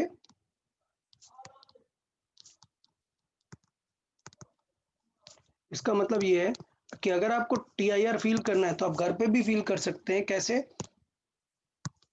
एक वाटर जार ले लें, नॉर्मली वाटर के लिए कितना एंगल? 49 डिग्री। तो लेट्स से आप 60 डिग्री पर ट्राई करो, मतलब आपको लेंथ वाइज बड़ा जार लेना पड़ेगा। अगर आप लाइट रे ऐसे डाल रहे हो टॉर्च तो सीधा निकल जाएगी, लेकिन अगर आप टॉर्च ऐसे डालो तो कोई तो एंगल होगा, जब टॉर्च को और इंक्लाइन कर दो तो टॉर्च किस एंगल पे आएगी? 60 डिग्री पे। अगर 60 डिग्री पर आई तो आप देखोगे कि टॉर्च बाहर नहीं जा रही है, क्या होगी? वो इंटरनली नीचे आ जाएगी और फिर यहाँ से रिफ्लेक्ट होकर चली जाएगी। आप यूट्यूब पे बहुत सारे एक्सपेरिमेंट देख भी सकते हैं इससे रिलेटेड। यूट्यूब पे आप TIR डाल दीजिए, टोटल इंटरनल रिफ्लेक्शन, आपको बहुत सारे इस पे वीडियोस दिख जाएंगे कि कोई यहाँ पर कोटिंग नहीं है, कुछ भी नहीं है, मिरर वगैरह, फिर भी ये लाइट रे बाहर नहीं जा पाएगी और रिफ्लेक्ट हो जाएगी। बट ये लाइट रे थोड़ा लेजर टाइप होनी चाहिए। क्यों? क्योंकि अगर आप नॉर्मल बीम यूज करेंगे तो वो इस लिक्विड में क्या हो जाएगी? डिस्पर्स होने लग जाएगी। ठीक है, इसमें क्योंकि मॉलिक्यूल्स होंगे, कोलाइड्स होंगे, ठीक है, उनके वजह से तो लाइट रे क्या होगी? अमाउंट इंटेंसिटी काफी कम होने लग जाएगी, तो आप देख नहीं पाओगे। लेजर लाइट के थ्रू आप देख सकते हैं, आप यूट्यूब पे सर्च कर लेंगे, आपको मिल जाएंगे बहुत सारे TIR रिलेटेड वीडियो। ओके। एक एक्सपेरिमेंट ऐसा भी होता है कि एक बॉटल फिल करते हैं और लेट्स से वाटर है और यहाँ पर एक होल कर देते हैं, तो वाटर यहाँ पे गिर रहा होता है। ठीक है, लेट्स से यहाँ पर टैप से गिर रहा है, तो आप देखोगे कि यहाँ पे अगर आप एक लेजर लाइट लगाओ तो यू विल सी कि ये लेजर लाइट इससे जा रही है, बिल्कुल यहाँ से लेजर लाइट ऐसे जा रही है, यहाँ से बाहर नहीं निकल पा रही है। तो क्वेश्चन ये बनता है कि यार क्या लाइट कर्व पाथ पर चली गई? क्योंकि लाइट को तो निकल जाना चाहिए था इस होल के थ्रू, ट्रांसपेरेंट मीडियम था, बट लाइट ऐसे कर्व हो गई। तो क्या रीजन ये है कि लाइट कर्व पर चली गई? नहीं, रीजन ये नहीं है। रीजन यहाँ पर ये है कि ये जो वाटर स्ट्रीम बनती है ड्यू टू सेल्फ वेट, जो यहाँ पर वाटर स्ट्रीम बनती है वो हमने देखा हुआ है। उसे थोड़ा सा मैं जूम करके यहाँ पे बना देता हूँ कि लेट्स से एक वाटर स्ट्रीम इस तरीके की आ रही है, तो आप देखेंगे कि जो लाइट रे यहाँ पर इंसिडेंट होने वाली है ऑटोमेटिकली वो क्या हो रही है, इंसिडेंट एंगल पर जा रही है। समझ आया? तो अगर फोर्स बहुत ज्यादा है, फोर्स बहुत ज्यादा है मतलब कैसा है, ये जेट ऑलमोस्ट स्ट्रेट है तो फिर सीधे निकल जाएगी। लेकिन अगर ये सेल्फ वेट की वजह से जा रहा है तो आपको पता है कि ये इस तरीके का शेप बनाने वाला है, पैराबोलिक। तो ये जो हिट करके बाहर निकलने वाली है ये तो एंगल ऑफ इंसिडेंस हो गया ना, और अगर ये 49 डिग्री से ज्यादा हो गया तो इसका मतलब क्या होगी, लाइट रे अब रिफ्लेक्ट हो जाएगी। और रिफ्लेक्ट हुआ तो फिर से ये वाला चेक करेंगे, अगर ये अभी भी ज्यादा है तो फिर से रिफ्लेक्ट होगी, और इस तरीके से वो अभी चल स्ट्रेट लाइन में ही रही है, but because of total internal reflection light आपको फील आएगा कि पूरा इसमें ट्रेवल कर गई, यहाँ से निकलती हुई नहीं दिखेगी। समझ आया एक्सपेरिमेंट? हाँ तो TIR के ऐसे बहुत सारे एग्जांपल आप एक बार सर्च करके देख सकते हैं।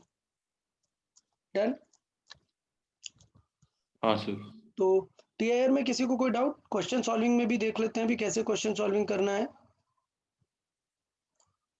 ठीक है, तो क्वेश्चन सॉल्विंग में यार बस स्नेल्स लॉ लगाना है। क्वेश्चन सॉल्विंग में क्या करना है, स्नेल्स लॉ लगाना है। जब भी आप सरफेस देखो क्या लगा दो, स्नेल्स लॉ लगा दो, काम बन जाएगा, जो अभी हमने यहाँ पर डिस्कस किया। और कभी कभी यूज कर लेता है ये साइन सी वाला कॉन्सेप्ट, तो वो भी हम वहाँ पर यूज कर लेंगे।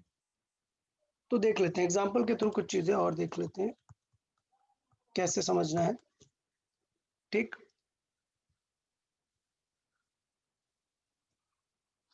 सपोज एक ज्योमेट्री है, मान लेते हैं ये ज्योमेट्री है, तो हमें पता है कि ये लेट से ग्लास का बना हुआ है, ये लेट से ग्लास है, पता नहीं है कौन सा ग्लास है, बट सिचुएशन ये है कि अगर मैं यहाँ से लाइट रे डालूंगा तो ये लाइट रे यहाँ से बाहर आ जानी चाहिए। ठीक, बट अभी हमने एक नई कंडीशन पढ़ी है, क्या, TIR की कंडीशन, जब ये लाइट रे बाहर नहीं होगी। तो क्वेश्चन ये है, find the refractive index of this prism. ये जो शेप है इसको प्रिज्म बोलते हैं, आगे हम स्टडी करेंगे, अभी के लिए सिर्फ आप नेम समझ लें। So find the refractive index of prism so that the incident ray will not emerge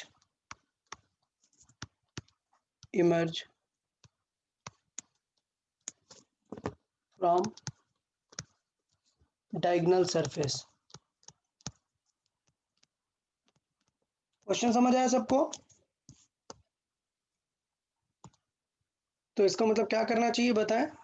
सिर्फ आपको क्या लगाना है इसका मतलब कि जो एंगल ऑफ इंसिडेंस हो वो C से ज्यादा अगर हो गया तो काम बन जाएगा ना। हाँ तो देख लेते हैं, थोड़ा सा फिगर बना के फिर इसे एंगल सॉल्विंग कर लेते हैं कि क्या चीज होना चाहिए। तो अगर हम देखें ये लाइट रे इंसिडेंट हुई, अभी बताओ पहले फर्स्ट सरफेस पे डेविएट होगी क्या, कुछ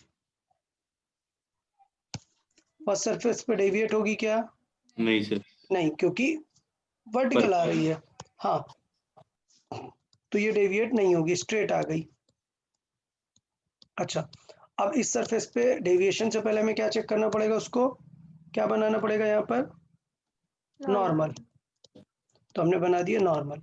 अब ये अगर इंसिडेंट एंगल C से ज्यादा हो गया तो क्या सिचुएशन आएगी, बाहर जाने की जगह लाइट रे कहाँ आएगी, रिफ्लेक्ट होगी। रिफ्लेक्ट हो जाएगी। तो सेकंड सरफेस पे फिर वो लाइट रे रिफ्लेक्ट हो जाएगी और फिर इस सरफेस से बाहर आएगी वो। ठीक है, तो ये सिचुएशन हो गया। अच्छा, इसका मतलब ये होना चाहिए for TIR at diagonal surface, क्या सिचुएशन होनी चाहिए, I must be greater than और इक्वल टू C होना चाहिए। समझ आया नहीं? अच्छा, ओके गुड। यार ये बता C क्या है, C कैसे निकालते हैं हम? 1/√. अच्छा, एक चीज और, हमें, हाँ, हमें थोड़ा सा एंगल के बारे में भी पता होना चाहिए ना। अगर ये आई पता ही नहीं है तो फिर ऐसे तो सॉल्व करना थोड़ा सा कॉम्प्लिकेटेड हो जाएगा, बट फिर भी चले सॉल्व कर लेते हैं कि ये इंसिडेंस एंगल कितना है, फिर हम रिलेट कर पाएंगे उसको रिफ्रैक्टिव इंडेक्स से। मतलब हमें क्वेश्चन में थोड़ा सा ये भी देना चाहिए। तो मान लेते हैं ये कितना है, 30 डिग्री है। तो अगर ये 30 डिग्री है, ये 30 डिग्री का प्रिज्म है, तो ये कितना हो जाएगा, 60 डिग्री। तो अगर ये 60 डिग्री है तो ये कितना होगा, 30, मतलब आई कितना हो जाएगा, 60 डिग्री। 60 तो ऑलरेडी काफी ज्यादा है, 60 ऑलरेडी ज्यादा है। रुके, उल्टा कर लेते हैं, इसे क्या मान लेते हैं, 60 डिग्री। सो ये क्वेश्चन में गिवन था, आपको ये कंसिडर करके चलना है कि ये क्वेश्चन में आपको गिवन है कि ये 60 डिग्री है, तो ये कितना होगा, 30 डिग्री। और इसका मतलब क्या है, then i is equal to कितना है, 30 डिग्री। ठीक, तो यहाँ पर हमने ज्योमेट्रिकली सॉल्व कर लिया है कि जी आई की वैल्यू है वो कितनी है, 30 डिग्री है। तो अभी उसे किससे ज्यादा होना चाहिए, सी से ज्यादा होना चाहिए। और सी की वैल्यू हम क्या निकाल सकते हैं, सी की वैल्यू अभी हमने बताई ना, क्या होता है, sine c is equal to 1/n। Okay, तो हमें दोनों में साइन लगा के चेक करना पड़ेगा 1/n के साथ। तो क्या करेंगे, दोनों तरफ क्या लगा देंगे, साइन। डन। तो अभी साइन आई कितना है, साइन 30 डिग्री, और साइन सी को क्या लिख सकते हैं, 1/n। तो n क्या होना चाहिए, ग्रेटर देन और इक्वल टू क्या होगा, साइन 30 को लिखेंगे 1/2। तो क्या आंसर आ जाएगा, 2। n को क्या होना चाहिए, 2 से ज्यादा होना चाहिए। 2 से ज्यादा होगा तो इस 60 डिग्री वाले प्रिज्म से पूरी लाइट क्या हो जाएगी, रिफ्लेक्ट हो जाएगी। एट द एंड मतलब अगर बेसिक फील बताए, मतलब बेसिक अगर मैं सिर्फ कॉन्सेप्ट आपको बताऊं, तो कॉन्सेप्ट सिर्फ क्या है यहाँ पर कि कैसे ये साइन सी को यूज करना है आपको। ठीक है, ओके। एक और एग्जांपल देख लेते हैं, मतलब एक और सिनेरियो देख लेते हैं। वो सिनेरियो किस चीज का है, वो है ऑप्टिकल फाइबर का। तो देखें ऑप्टिकल फाइबर क्या चीज है और कैसे काम करती है। अच्छा, ऑप्टिकल फाइबर क्या है, अगर हम नॉर्मल फाइबर की बात करें, नॉर्मल केबल की बात करें, तो नॉर्मल केबल क्या होती है, ऐसा करंट के थ्रू सिग्नल जाता है उसमें। तो अगर करंट होगा तो हीट लॉस होगी, मतलब हम बहुत दूर तक कंजर्व सिग्नल नहीं पहुंचा सकते हैं। ये बात कंफर्म हुई सबको, हम नॉर्मल वायर के थ्रू सिग्नल उतना अच्छा क्यों नहीं भेज सकते, क्योंकि वो क्या होता जाएगा, वीक होता जाएगा। ये पॉइंट सबको ओके है या नहीं। अच्छा, तो वहां पर कॉन्सेप्ट आता है ऑप्टिकल फाइबर का। ऑप्टिकल फाइबर क्या चीज है कि ऑप्टिकल फाइबर में एक ऑप्टिकल मटेरियल रखा जाता है वायर के जगह पर, और उसको कोट कर देते हैं डिफरेंट मटेरियल से, थिन लेयर से। तो ये अंदर वाली लेयर को क्या बोलते हैं, कोर, और ये डेंस होती है। और ये इस तरीके से बनाई जाती है कि सोचो, जब यहाँ पर आप एक सिग्नल दोगे, कैसा, एक ऑप्टिकल सिग्नल लाइट रेज के फॉर्मेट में, तो अगर ये कोर डेंस है और ये बाहर वाला रेयर मीडियम है, तो किसके चांसेस हैं, रिफ्लेक्शन, टीआईआर के चांसेस हैं, इंटरनल रिफ्लेक्शन के चांसेस हैं। और यही तो हमें चाहिए था। अगर टीआईआर हो गया तो कुछ भी एनर्जी लॉस होगा क्या, नहीं। तो इसलिए आजकल क्या बनती हैं, सारा जो डेटा ट्रांसफर है वो ऑप्टिकल फाइबर के थ्रू ही होता है। रीजन, क्योंकि लॉसेस एकदम मिनिमाइज हो चुके हैं इसमें। ओके, और अगर ये ब्रेक भी हो गई तो भी काम थोड़ी बहुत कर सकती है। कैसे, ऑप्टिकल नेचर पे काम करता है ना। सपोज करंट है, तो करंट की बात करें, हम करंट की बात करें, तो अगर वायर ब्रेक हुई तो क्या करंट फ्लो कर पाएगी क्या, नहीं। बट ये तो लाइट के फॉर्मेट में, लाइट मतलब ईएम वेव के फॉर्मेट में सिग्नल जा रहा है ना। तो अगर ये सिग्नल जा रहा है, इवन ये ब्रेक हो गई, तो ऑफ कोर्स यहाँ से लाइट हर तरफ डिस्पर्स हो जाएगी, बट इस वायर के पास इतनी लाइट तो आएगी ही ना। आप समझ रहे हो, यहाँ से लाइट रे जब रिफ्लेक्ट होगी तो बहुत सारी लाइट रे बाहर चली जाएगी, ओके वो फाइन है, बट कुछ तो लाइट रे इसमें जाएगी ना। मतलब सिग्नल वीक हो जाएगा हाँ बट सिग्नल मेंटेन रहेगा एटलीस्ट। ओके, तो ये थोड़ी सी अच्छी बात हो जाती है इन ऑप्टिकल फाइबर्स के केस में। अच्छा, अब देखो, अब एक और प्रॉब्लम कि यार इसका जब डिजाइन किया जाता है ये दोनों मीडियम, अच्छा क्यों बाहर वाला हम मीडियम डिजाइन करते हैं, इसको सिर्फ एक सिंगल कोर क्यों नहीं रखते हैं? अगर हमने सिर्फ सिंगल कोर रख दिया, डैमेज की प्रॉब्लम नहीं है, सिंगल कोर रख दिया तो केबल हमेशा एयर में थोड़े ना रहेगी, कभी वाटर में रहेगी। तो ये जो साइन सी होता है ये तो 1/n रिलेटिव होता है ना। अगर आपने सराउंडिंग बदल दिया तो रिलेटिव बदल जाएगा, सी बदल जाएगा, तो मतलब वो रिफ्लेक्शन की चांसेस बदल जाएंगे ना। तो हम ऐसी चीज क्यों डिजाइन करेंगे जिसमें हम कंट्रोल ना कर सकें? तो इसलिए क्या की जाती है, इसका आउटर मीडियम डिफाइन करके रखा जाता है जिससे एन रिलेटिव क्या रहे, फिक्स रहे, जिससे सी क्या रहे, फिक्स रहेगा। कैरेसा ऑप्टिकल वायर का सी इतना ही है। ओके, समझ आया सबको? हाँ हाँ तो ये था प्रॉब्लम नंबर 1 हाँ कि हम उसको एक थिन ऑप्टिकल मीडियम से क्यों उसको सराउंडिंग करते हैं। दूसरी प्रॉब्लम कि यार जरूरी थोड़ा ना है कि सारे सिग्नल ऐसे स्ट्रेट भेजोगे, ये एंगल तो बदलता जाएगा ना। समझ आ रहा है? इंसिडेंट एंगल बदलता जाएगा तो रिफ्लेक्टेड एंगल भी तो बदल जाएगा ना यहाँ का। ये इंसिडेंट एंगल्स है, ये रिफ्रैक्टेड एंगल है, अगर ये एंगल ज्यादा हो गया तो ये एंगल कम हो जाएगा ना ऑटोमेटिक। ट्रायंगल रूल जूम करके बना देते हैं, फील करें यहाँ पर।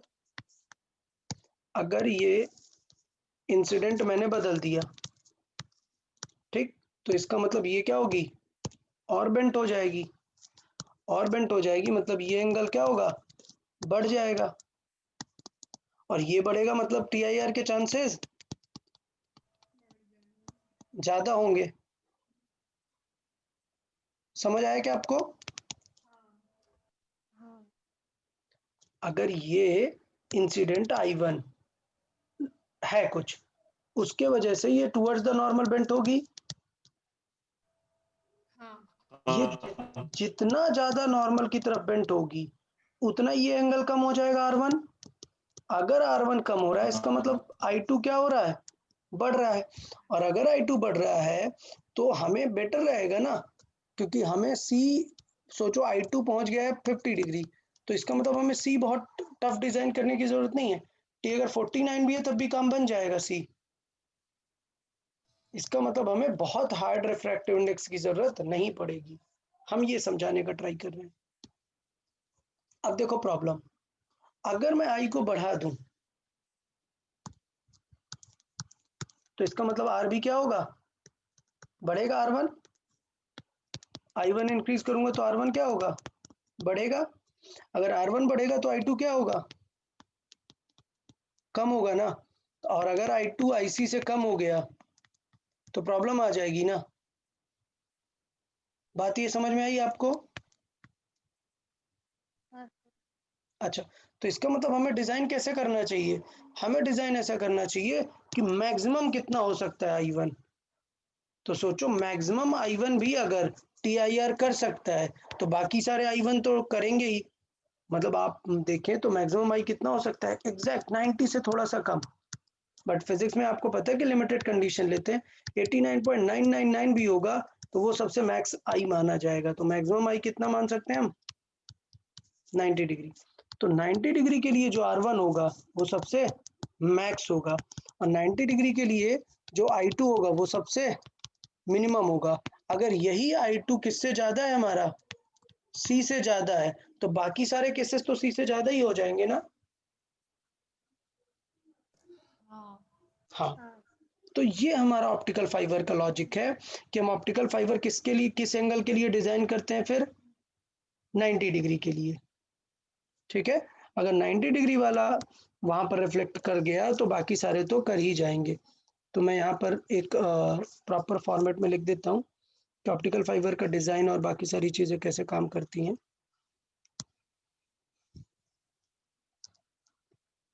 देखिए, ऑप्टिकल फाइबर का सिंपल फीलिंग अगर बात करें तो ये कोर है, ठीक है। साथ में एक डिफरेंट मटेरियल का कोटिंग रहता है, तो ये हो गया कोर, ये डेंसर है, और ये कवर है, ये रेयर होगा।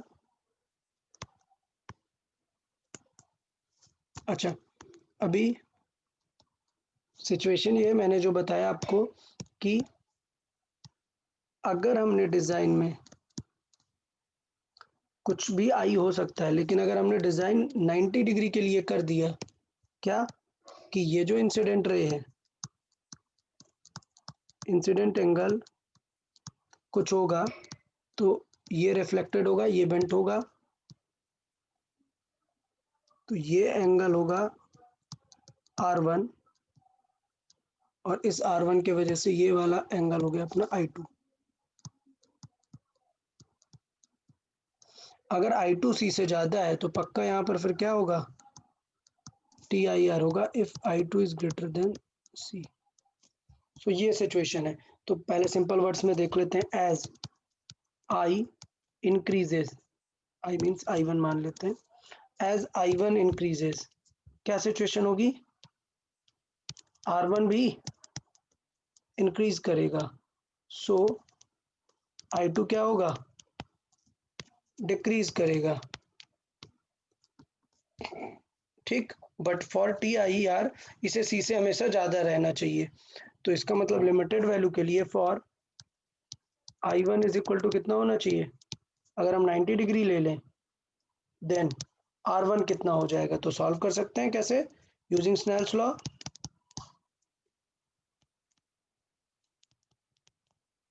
देखें क्या सिचुएशन होगी, N1 कितना है 1 into sine 90 degree is equal to N2 into sine R1।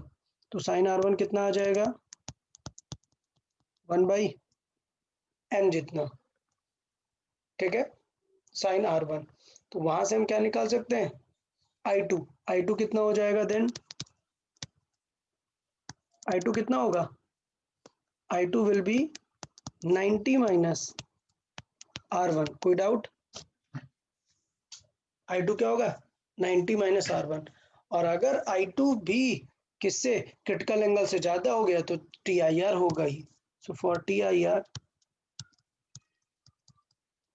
क्या सिचुएशन होगा, I2 must be greater than और इक्वल टू C होना चाहिए। ठीक, और सॉल्व कर लेते हैं कि इसे हम किस फॉर्मेट में देख सकते हैं, C को कैसे लिख सकते हैं। तो I2 का भी हमने क्या लिखा, I2 को क्या लिख सकते हैं हम, 90 minus R1 must be greater then C। Clear, ये सिचुएशन समझ में आई।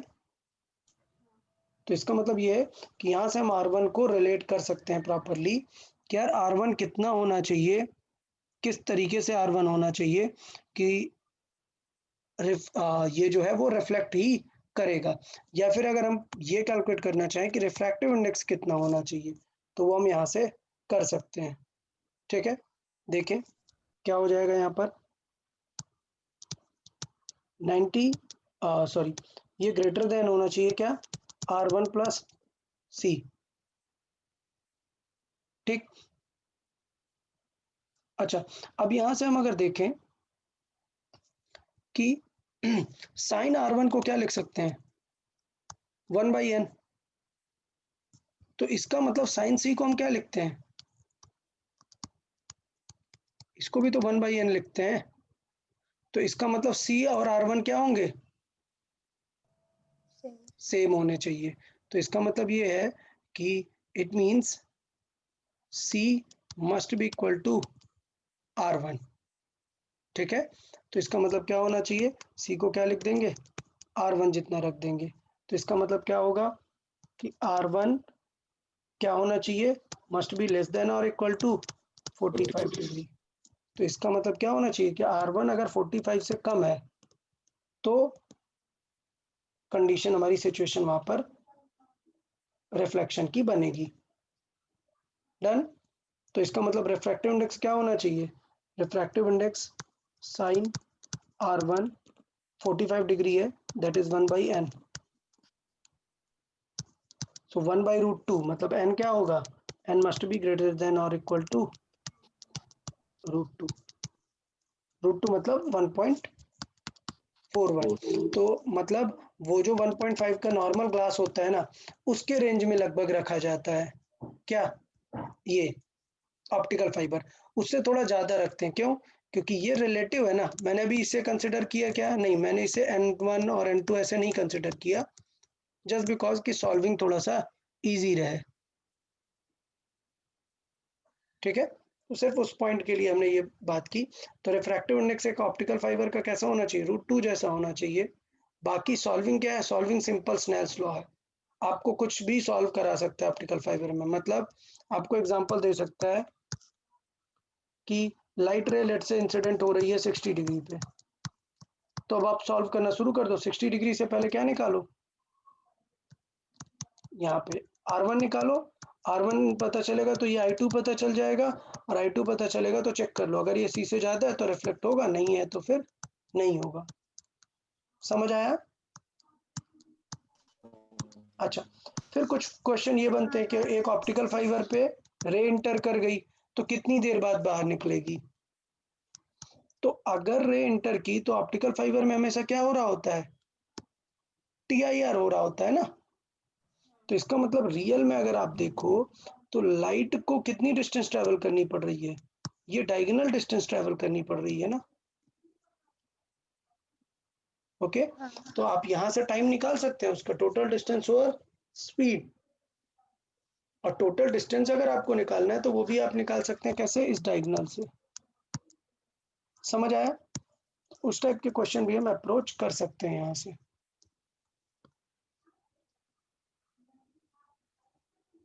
ठीक, तो ये सिचुएशन क्या थी, ये TIR की सिचुएशन थी जिसमें हमने टोटल इंटरनल रिफ्लेक्शन को देखा। तो आज हमने दो चीजें देखी, हमने शिफ्ट देखी और TIR भी देखा कि टोटल इंटरनल रिफ्लेक्शन क्या होता है। अच्छा, अभी तक आप देखें कि हम जितनी बार बात कर रहे हैं कि ये शिफ्ट हो रहा है, ऑब्जेक्ट शिफ्ट हो जा रहा है, तो बेसिकली ये है क्या, शिफ्टिंग मतलब है क्या, आप फील करें। सपोज ये एक ग्लास स्लैब है, यहाँ पर मैंने बोला कि ये ऑब्जर्वर है और ये ऑब्जेक्ट है। शिफ्टिंग का मीनिंग क्या है, शिफ्टिंग का मीनिंग क्या है, शिफ्टिंग का मीनिंग तो यही है ना कि ये ऑब्जेक्ट आपको यहाँ पर फील हो रहा है, फील हो रहा है, इसका मतलब ये इसका इमेज है ना। समझ आया कि हम रियल ऑब्जेक्ट को देख रहे हैं क्या, नहीं, क्या देख रहे हैं हम, उसका इमेज। इमेज देख रहे हैं कि यार वो यहाँ पर फील हो रहा है, मतलब उसका इमेज यहाँ पर बना हुआ है। तो इसका मतलब वो जो हमने ऑब्जेक्ट इमेज के क्वेश्चंस किए हैं रिफ्लेक्शन में, उसे हम यहाँ पर रिफ्रैक्शन पे भी देख सकते हैं। ठीक है, ऑब्जेक्ट इमेज। तो मुझे लगता है इतना कोई टेंशन वाली बात नहीं है, आपको क्लियर है ऑब्जेक्ट इमेज मतलब कौन कहाँ पर होगा, ये क्लियर है। इसमें कोई डाउट, ग्लास स्लैब से ऑब्जेक्ट इमेज में क्या फर्क पड़ेगा। ओके, तो इसका मतलब ये है कि अगर ये ग्लास स्लैब है और लेट से ये 10 मीटर पर है, 10 सेंटीमीटर पर है, और यहाँ पर एक ऑब्जर्वर इसे ऑब्जर्व कर रहा है, तो जो इसका टी होगा, T1 - 1/n, ये इमेज क्या होगा, इतना आगे बन जाएगा। कोई डाउट? नहीं सर। अच्छा, या फिर अगर आपको डायरेक्टली निकालना है तो ये क्या है, एपरेंट शिफ्ट है ना। तो पहले थी 10 सेंटीमीटर और ये क्या है, एच एपरेंट है। तो डायरेक्टली आप न्यू क्या लगा सकते हैं, V इज इक्वल टू क्या हो जाएगा, U/n। समझ आया? V हमेशा क्या दिखेगा, U/n रिलेटिव। कोई डाउट इसमें? नहीं।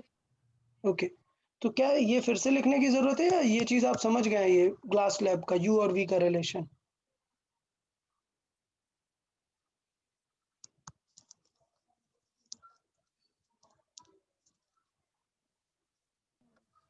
चलिए कोई बात नहीं है, मैं लिख देता हूँ, यहाँ पर लिख देता हूँ ऑब्जेक्ट एंड इमेज वाले कॉन्सेप्ट, ऑब्जेक्ट एंड इमेज वाला कॉन्सेप्ट क्या, कि ये ग्लास स्लैब है T थिकनेस का और n रिफ्रैक्टिव इंडेक्स का। ठीक है, तो लेट से यहाँ पर एक ऑब्जर्वर है जो देख रहा है और ऑब्जेक्ट यहाँ पर रखा हुआ है u डिस्टेंस पे, u डिस्टेंस पे। ये क्या है? ऑब्जेक्ट। तो भाई इसका इमेज कहाँ पर फील होगा? तो बड़ा सिंपल सा है, इमेज हमेशा उसको क्लोजर फील होगा। और लेट से ये डिस्टेंस है क्या? v image. तो बताओ भाई v कैसे निकालेंगे? देखें, क्या v is equal to u by n r करूंगा मैं? क्या ये करेक्ट है? नहीं। नहीं। क्यों? क्योंकि शिफ्टिंग u में हो रही है क्या? नहीं, किसके वजह से शिफ्ट हो रहा है? अब ठीक की वजह से। t के वजह से शिफ्ट हो रहा है। ठीक है, तो टेंशन मत लेने लग जाना, ये मत कर देना कि ये n कर दिया, ये गलत है। क्या आंसर आएगा? v का आंसर आएगा, v का आंसर आएगा u माइनस शिफ्ट। कोई डाउट इसमें? बताओ, क्लियर है ये? हाँ। और शिफ्ट का आंसर क्या होगा? शिफ्ट का आंसर आप जानते हैं ऑलरेडी। शिफ्ट क्या है? tn minus one. Yes, where shift का मीनिंग है p 1 minus 1 by n। Clear? Object image का कॉन्सेप्ट ओके? हाँ। गुड। ये था नंबर 1। अब नंबर 2 बात करते हैं कि अगर सरफेस स्फेरिकल है, ठीक है, स्फेरिकल सरफेस,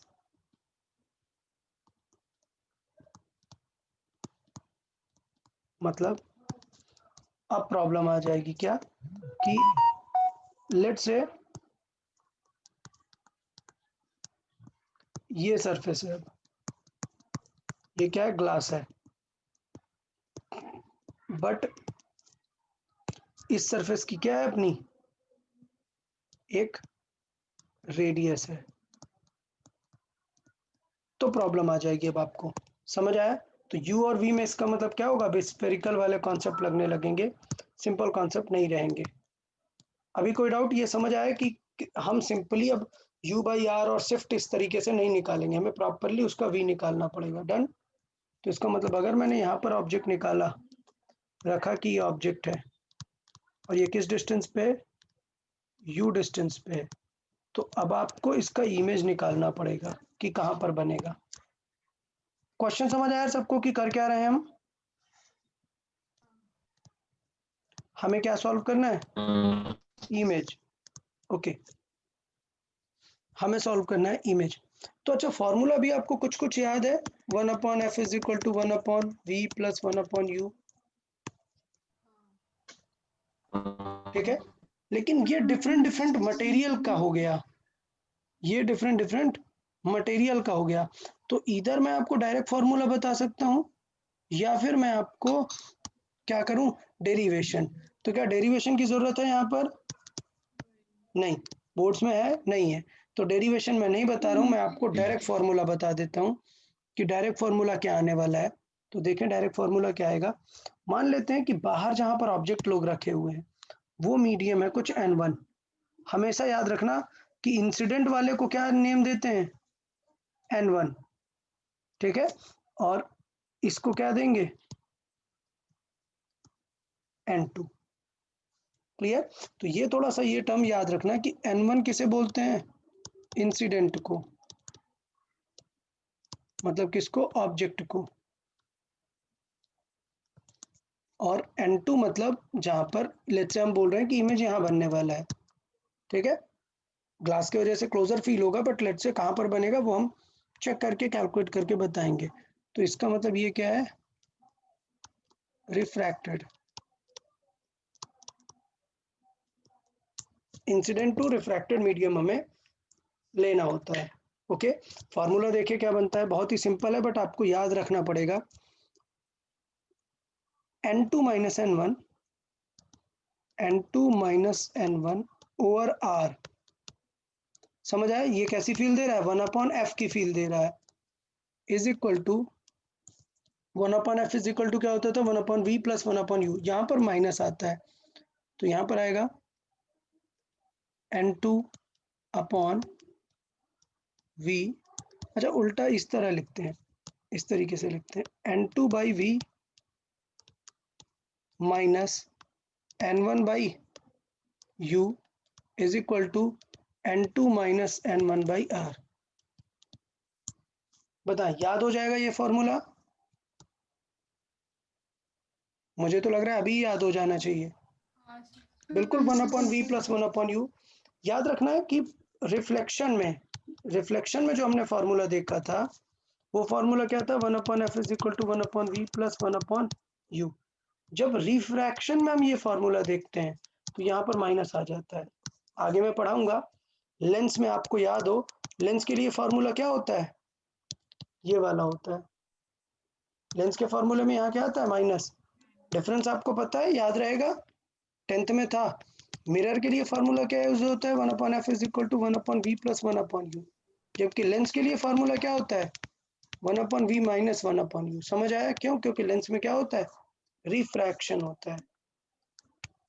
हाँ हाँ तो ये दोनों फॉर्मूले का डिफरेंस भी याद रखना, क्योंकि जल्दी जल्दी में आगे गलती होती है जब चीजें मिक्स करके देता है। तो ये फॉर्मूला पहले हमें याद हो गया।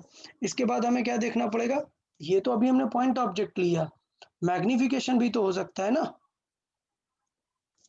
अच्छा ये हमेशा विद प्रॉपर साइन यूज करिएगा।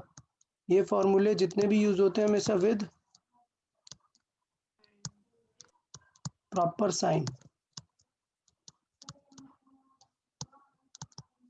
ओके चलिए, ये हो गया। मैग्निफिकेशन का भी फॉर्मूला होगा, क्या लगता है मैग्निफिकेशन का फॉर्मूला?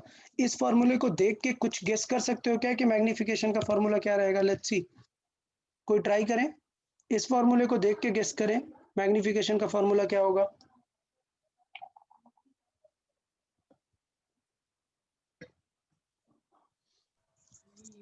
अच्छा भाई मिरर का बताओ, मिरर का फॉर्मूला क्या था मैग्निफिकेशन में? Sir minus -v by you. अच्छा क्या लगता है इस फिगर में मैंने v की जगह क्या रखा है? अरे भाई इस फॉर्मूले में v की जगह क्या दिख रहा है? 1/n2। अरे v/n2 दिख रहा है। हाँ समझ आया, v की जगह क्या दिख रहा है v/n2। u की जगह क्या दिख रहा है u minus you minus u। तो इसका मतलब ये फॉर्मूला ऐसा नहीं दिखने लगेगा। समझ आया? हाँ हाँ ठीक है, तो मैं रिप्रेजेंटेशन नहीं लिखता हूँ क्योंकि डेरिवेशन पे हमें कुछ भी डिस्कस करने की जरूरत नहीं। मैं डायरेक्ट फॉर्मूला लिख रहा हूँ और आपको याद रखना है तो ही बेटर रहेगा आपको। n1/n2 into v/u। रीजन याद रहेगा कैसे हमने किया हुआ है, v हाँ को v/n2 लिखते हैं और u को u/n1 लिखते हैं, इसलिए n1 ऊपर चला गया। डन। हाँ अच्छा सेम चीज थोड़ा सा डिस्कस कर लेते हैं। अगर हॉरिजॉन्टल ऑब्जेक्ट है, फॉर हॉरिजॉन्टल ऑब्जेक्ट, याद है हमने डिस्कस किया हुआ था। अगर नॉर्मल ऑब्जेक्ट है मतलब लॉन्ग ऑब्जेक्ट है तो क्या होगा? याद है लॉन्ग ऑब्जेक्ट के लिए कैसे निकालते थे मैग्निफिकेशन? मैग्निफिकेशन होती थी length of image over length of object. और लेंथ ऑफ इमेज कैसे निकालते थे कि मान लो 1 और 2 पॉइंट है तो v2 माइनस v1 निकालते थे अपॉन u2 माइनस u1, ये उसकी हो जाती थी लेंथ ऑफ ऑब्जेक्ट। तो इसमें कुछ दिमाग लगाने जैसी बात थी क्या? नहीं, ये तो मतलब ठीक है, ये हमें पता है, हम सॉल्व कर लेंगे। मतलब अगर मैंने ऐसा क्वेश्चन दिया, ये एक मिरर है, ये एक ऑब्जेक्ट रखा हुआ है, बताओ इसका इमेज कितना बनेगा, तो समझ गए ये बन गया u1 और ये बन गया u2। क्लियर? तो चेक करेंगे कि इनका इमेज में v2 कितना आएगा और v1 कितना आएगा। ओके, वहां से लेंथ आ जाएगी। तो मुझे लगता है इसमें कोई डाउट नहीं है।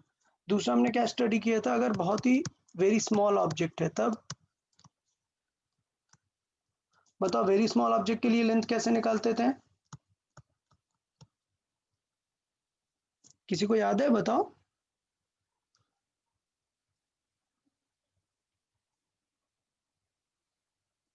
अरे स्मॉल ऑब्जेक्ट, एकदम स्मॉल ऑब्जेक्ट है, स्पीड वाले रिलेशन से निकालते हैं ना।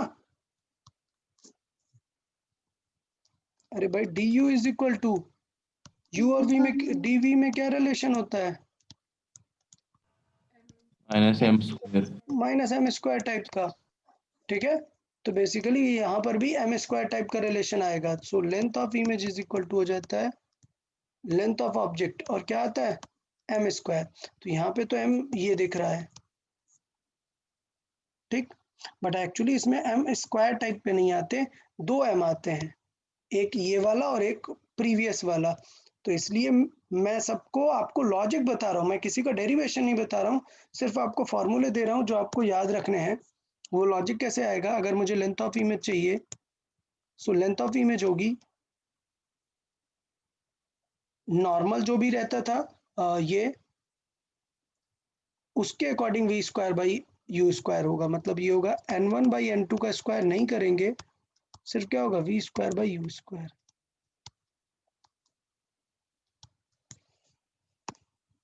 तो ये जो जितने भी सारे फॉर्मूले हैं आपको क्या कर लेने हैं?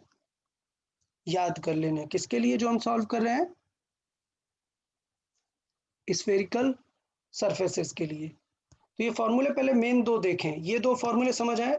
हॉरिजॉन्टल का तो हम बाद में कर लेंगे। ये दो फॉर्मूले समझ आए, मैग्निफिकेशन और ये। हाँ देखिए एग्जांपल के थ्रू समझ लेते हैं, आपको यूज करना समझ में आ जाए तो आपको फॉर्मूला याद रहेगा बेटर, आई गेस। आपको अगर यूज समझ में आ जाएगा तो फॉर्मूला बेटर याद रहेगा। देख लेते हैं, यूज देख लेते हैं। सपोज एक सरफेस दिया है आपको इसका रेडियस दिया हुआ है। लेट्स से इस सरफेस का जो रेडियस है आर, वो मान लेते हैं लेट्स से 40 सेंटीमीटर है, और एक ऑब्जेक्ट रखा हुआ है यहाँ से, इधर से ये ऑब्जेक्ट है, लेट्स से मान लेते हैं 30 सेंटीमीटर पे, ठीक है। इसका रिफ्रैक्टिव इंडेक्स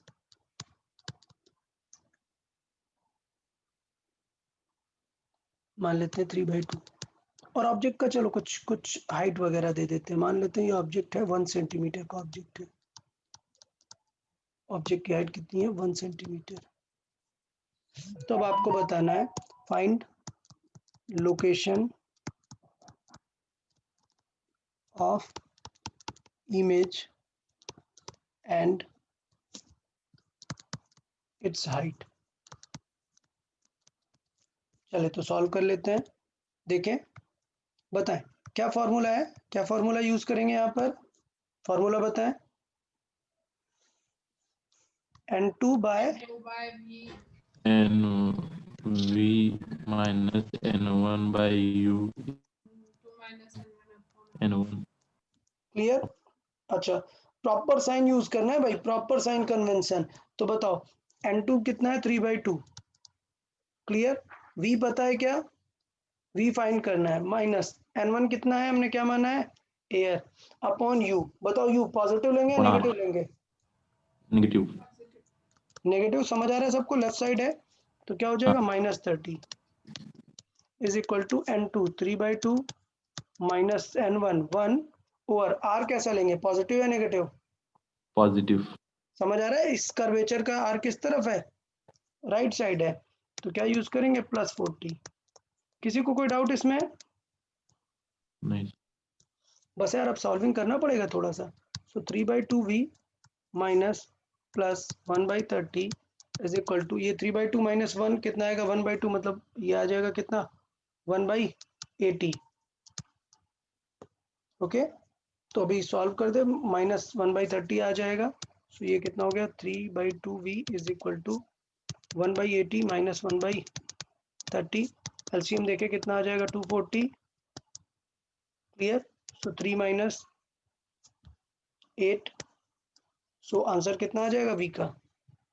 3v/2। ये कितना आ रहा है सॉल्व करके? 5/240। Okay, so v is equal to कितना आ जाएगा, v is equal to negative आएगा, 240 से 2 कट हुआ, क्या आएगा 120 इंटू 3/5, 5 से कट हो जाएगा, क्लियर। सो v की वैल्यू कितनी आ गई, v की वैल्यू आ गई -72। -72 मतलब क्या है, कहां पर इमेज फील होगा, लेफ्ट साइड की तरफ। लेफ्ट साइड की तरफ, और काफी दूर फील होने वाला इमेज। मतलब अगर आप यहाँ पर जाकर देखोगे, मतलब अगर आप डेंसर से ऑब्जर्व कर रहे हो किसको, रेयर को, तो देख रहे हो कितनी दूर इमेज फील होगा।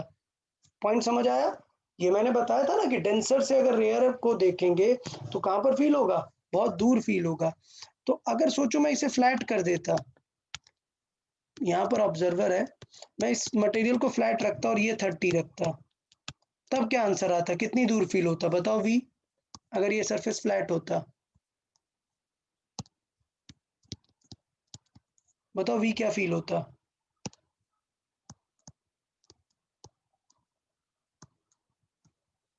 50। हाँ, तो 15 भाई, यहाँ से फील कर रहे हैं, डेंसर से देख रहे हैं, तो ऑब्जेक्ट दूर दिखेगा, इमेज दूर बनेगा।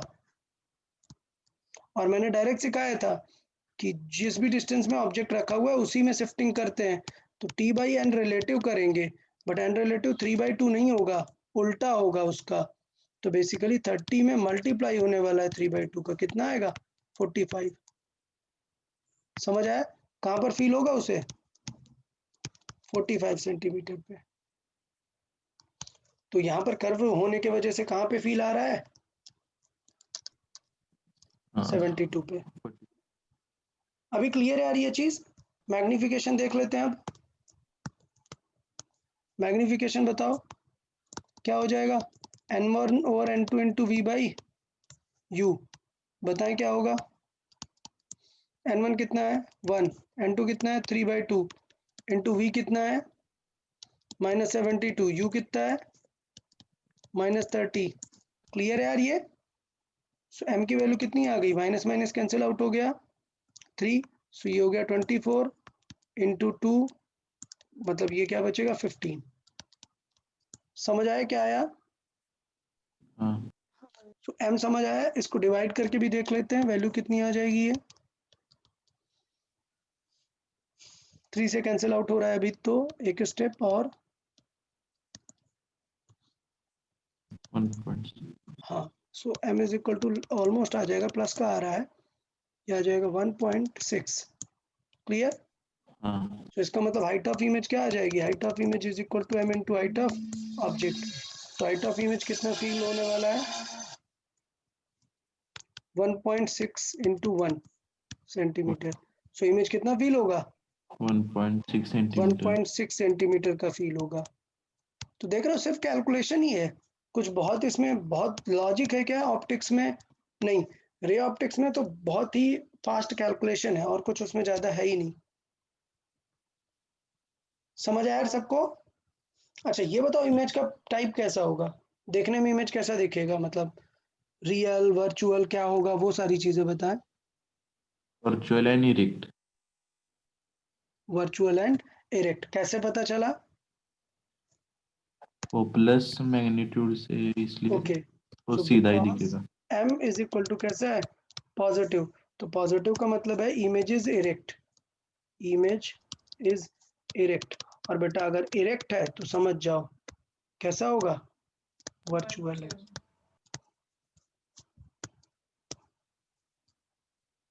ओके, तो ये कुछ सिचुएशंस हो गए जिसमें हमने इस फॉर्मूले का मैग्निफिकेशन से सबका यूज देख लिया हुआ है।